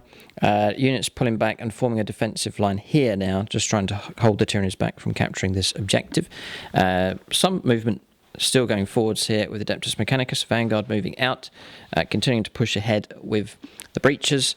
All the reinforcements are now on the board for the AdMech, so all 3 here of the Walkers, the Doom Crawlers, all the infantry squads are all on. Electro Priests are here. It looks like they're going to go for a charge against the Genestealers. Then just trying to contain and deal with the units that are in amongst James's line. There is a gap though, look at this, not many Tyranids here. So if James is able to deal with these monsters and the remnants of these Tyranid units, then that will clear the sector and hopefully hold on to that objective. And it's still looking strong enough here. Guard squads filtering in to reoccupy the battle line, and again a case of trying to use heavy weapons to get rid of these carnifexes. That's movement done for the guard. Reinforcements was a priest. Loads of dice rolls being made for all the units that have been destroyed, but only the priest has arrived, and he has turned up here. He's come on and advanced to bolster the line. James determined to hold right up to the edge of the trench line here on turn 4 with the guard units. That's movement done. Psychic phase next. Okay, psychic phase finished. Smite, it's not blocked. 3 Gene Stealers brought down, and then across here other powers were attempted to be manifested but failed. That's the Astropath and the Wyvern Psychers. So psychic phase finished. Shooting phase for the guard and Admech next. Alright, so shooting phase for the Astra Militarum and Admech here on turn 4. We'll just recap this briefly. Casualties coming in, shots coming in from all over the place. 5 casualties here on the Hormagaunts. The Ripper's almost wiped out, just 1 base with a wound left sitting on that objective. 2 casualties caused here on the Gaunts. Then there was other stuff here, wasn't there? Gene Stealers. They're gone. They've been wiped out and destroyed. Flamers did a good work against them. All 3 Carnifexes still alive. 4 casualties on the Gene Stealers. This is Admech firepower coming through. Neutron lasers took out one of the Carnifexes. That one has gone. Tons of firepower directed against this beast here, the Hive Tyrant. Used up all of the Hive Guard trying to protect him. They're gone. And then he's also down to 7 wounds remaining. But that Hive Tyrant is still alive, despite an avalanche of firepower directed against him. Hive Crone's still alive, and the Morlock. Hive Crone down to 3, Morlock down to 4. It's 2 Carnifexes that were here have been blown away and destroyed, so they're gone. But this one here remains. And then damage coming against the Hormagaunts here, 3 casualties caused against them, and one of the warriors slain as well. 1 casualty caused against them. Yeah, correction here, 2 more wounds just caused against the Morlock. That was firepower coming from across there, that pillbox with the autocannons inside. Okay, firepower's resolved. 1 more casualty came through. The laser guns firing from that pillbox picked off 1 more Gene Stealer, 5 of them slain. Shooting phase finished. Charges, there's some ongoing melees to carry on with. We'll go on to charges. It's bound to be here. I think the Admech are going to go and plough into the Tyranid units at the gate. So charges and combat resolution next. Alright, so charges taking place. Just to mention the downfall of the Swarm Lord. I'm not sure if we covered that. It was the Archaeologist. The Arcus Covar, techno-archaeologist of Forge Phobos, activated his archaeotic device. D3 mortal wounds, nothing I could do to stop it, so that was how the Swarm Lord was brought down. Did I roll to see if he went mad? Yeah. Oh, no, you didn't, actually. No, he didn't. He's alright. He died quietly. Alright, so charges taking place. Commissar going in, the Banner's gone in to try and rescue the Astropath. The Psychers have gone into the Morlock. So a bit of aggression shown here by the Guard. The Fulgurite Electro Priests ploughing into the Gene Stealers. 2 mortal wounds caused against them as they went in. And then Servitors have gone into this Carnifex. No other charges taking place. And that is it. So we'll go on to combat resolution next. Alright, so combats have been resolved. Bit of a shock result here. The Fulgurite Electro Priests didn't bring down the Gene Stealers. A good number of them remaining. They attacked back and took out 10. So 12 casualties on the Gene Stealers in total this turn, but 10 on the Priests. So real bust up here at the entrance to this gate. Other significant combats. The Morlock needing 6s to hit, but with his detestable jaws, he bit, swallowed and devoured the Commissar, bringing him down. Missed with everything else, but leaning over and biting, using his jaws. Pistol rounds going inside his stomach. Well, maybe, but he's been gobbled up here. 1 Commissar destroyed, and anywhere else? Yes, 3 wounds caused, a nip from 1 of the Servitors, but 2 of them slain in return by the Carnifex. That's combat's resolved. Astropath's still alive. The 2 units charging in, destroyed 2 of the Hormagaunts, just 1 of them left, making no damage against the Astropath, so he is still alive. Turn's finished now, bit of morale to resolve, and then we'll move on to the 5th and final turn of this Apocalypse battle. Okay, so morale resolved, 2 more of the Fulgurite Priests gone, so just 1 remains. Tyranids passing all of their morale, and that is it. Turn is finished. We'll go on to the 5th. and final turn of the game. It's sad, really. This game, we're talking about the mission.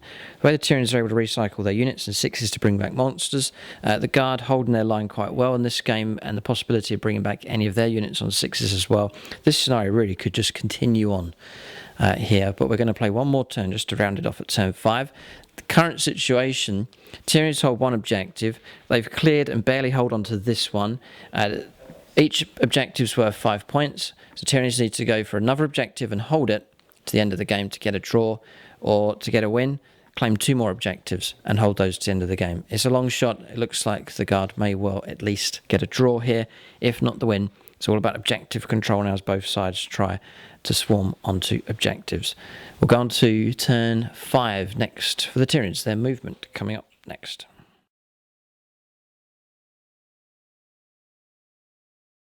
Alright, so turn 5 movement here for the Tyranids. We've brought on some reserves. They're not going to have the impact on the game, but just for visual purposes, they're on the board. So a number of units coming on. So movement, first of all, across here. A lot of regular moves taking place here. A chance to shoot and charge these units across here. Exocrine's here, advance we've made, moving quickly up the table. Yeah, Toxicrine. Exocrine's here, getting ready to sit still and shoot again. Morlocks backed out of close combat. Gaunts, Gaunts moving across. Haven't moved with the Carnifex, just poised and ready to charge. Warriors moving up. Venom Tropes moving up. Raveners have arrived via Deep Strike, getting ready to shoot and charge. Rippers have arrived by Deep Strike, getting ready to shoot and charge. Gaunts moving up. That's an advanced move. They're way back here, order 6 for them. Moving on to the objective of both of the Neothropes. The Winged Hive Tyrant pushing forward 16 inches. This Carnifex remains in close combat with the Lone Servitor. This one getting ready to shoot and charge. Hive Tyrant ready to shoot and charge. Genius Stealer is still in combat with the Lone it's Vulgarity Electro Priest. Gaunts here advanced, and they've reached the gate. As to how long they'll last, we'll have to see. This unit's pushed through. Carnifex is making regular moves. Warriors breaking through as well. Another unit of Hormogaunts. Gene Stealers have arrived. Gene Stealers advancing and moving up. And then Tyranids well and truly sweeping through and past the objective now. Hormogaunts making a bid to go after that one across there. Advanced of these. Holding the objective with these, advanced of them, regular move with the Warriors, regular move across here, and that is movement done. We'll go on to Psychic Phase for the Tyranids on their 5th and final turn. Right, so Psychic Phase complete. Smite took out the Servitor in close combat with the Carnifex, used a command reroll to make sure that went off. Some mortal wounds coming through from Psychic Scream against the Breachers. One of the models slain from that front squad's just one of them left. And then Catalyst attempted twice and went off once on this Carnifex just here. 5+ feel no pain. That's Psychic Phase done. The last shooting phase next for the Tyranids. Right, so to recap on the firepower here for the Tyranids, thinning the ranks of the Guard. The Flamer squad wiped out here, firepower coming from Gaunts. Warrior squads with Death Splitters firing as well, causing trouble. Across here, 5 casualties caused in this Vanguard squad, 2 on this squad. Casualties caused, a Breacher lost and 2 wounds on this outside squad here. 1 casualty slain in here as well. And then one of the Dune Crawlers brought down its firepower coming in from the 2 Tyrannifexes and also the Carnifexes firing across as well with their heavy venom cannons. 4 casualties on this Guard squad, 5 casualties on this Guard squad. That's Warriors and Gaunts firing their Flesh Borers. 5 casualties on this Guard squad just tucked in here as well. That was from the Raveners, and still struggling, causing no damage at all. That was the Exocrine firing. It's fired for about 4-5 turns now at this thing, and it's still not destroyed it. The toughness 8 proving to be good protection for this vehicle. That is shooting phase complete for the Tyranids. Now their charges next. Alright, so quite intense here. The Tyranid units, tons of them charging in, really swept right past this objective now. Hormogaunts have gone in and swarming around here in close combat. Schwengel, yeah, he's just tucked in there. Platoon Commander Schwengel in amongst the fighting.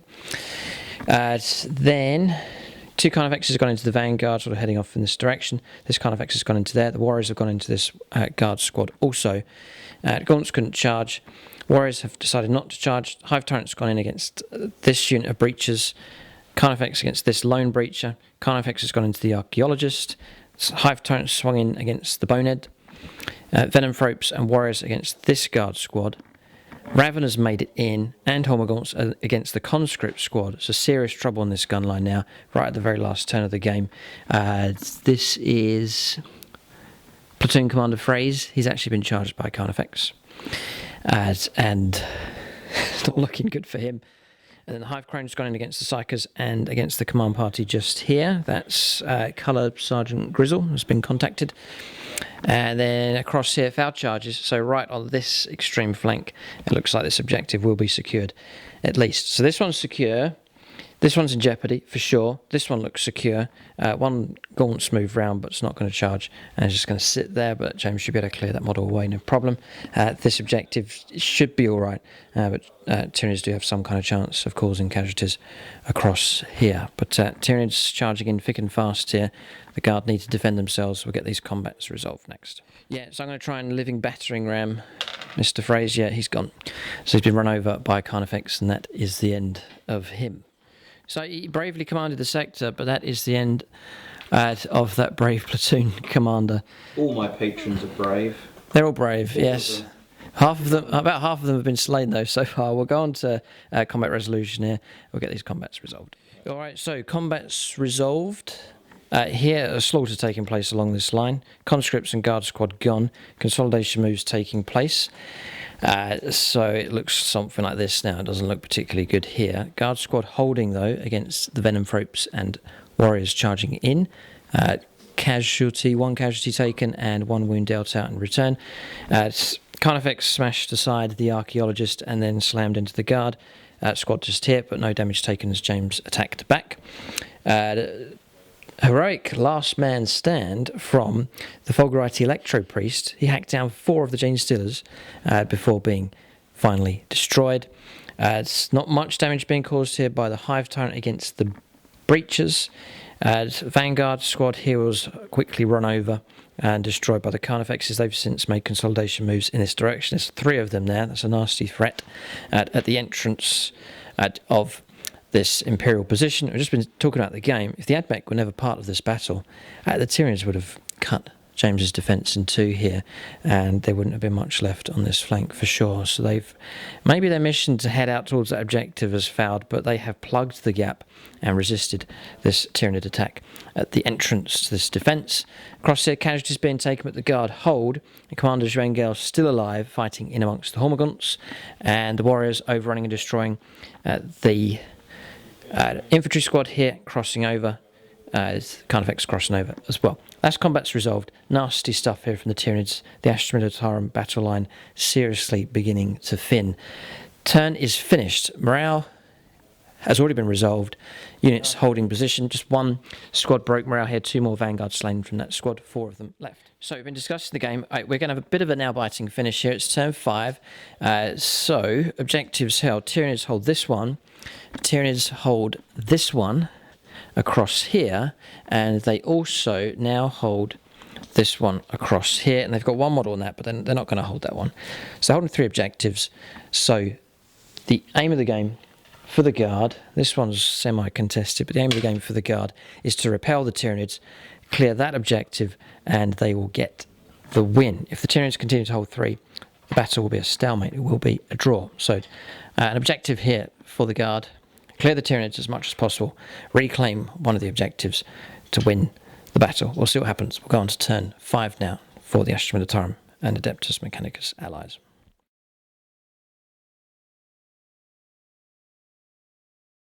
Alright, so moving for the Guard here on turn 5, readdressing the ranks. We'll be able to hold on this flank, no problem. Tried to issue move to these, but didn't go off, trying to get them to head off towards this objective. So, Guard squad's pushing through, getting ready to shoot and potentially charge in.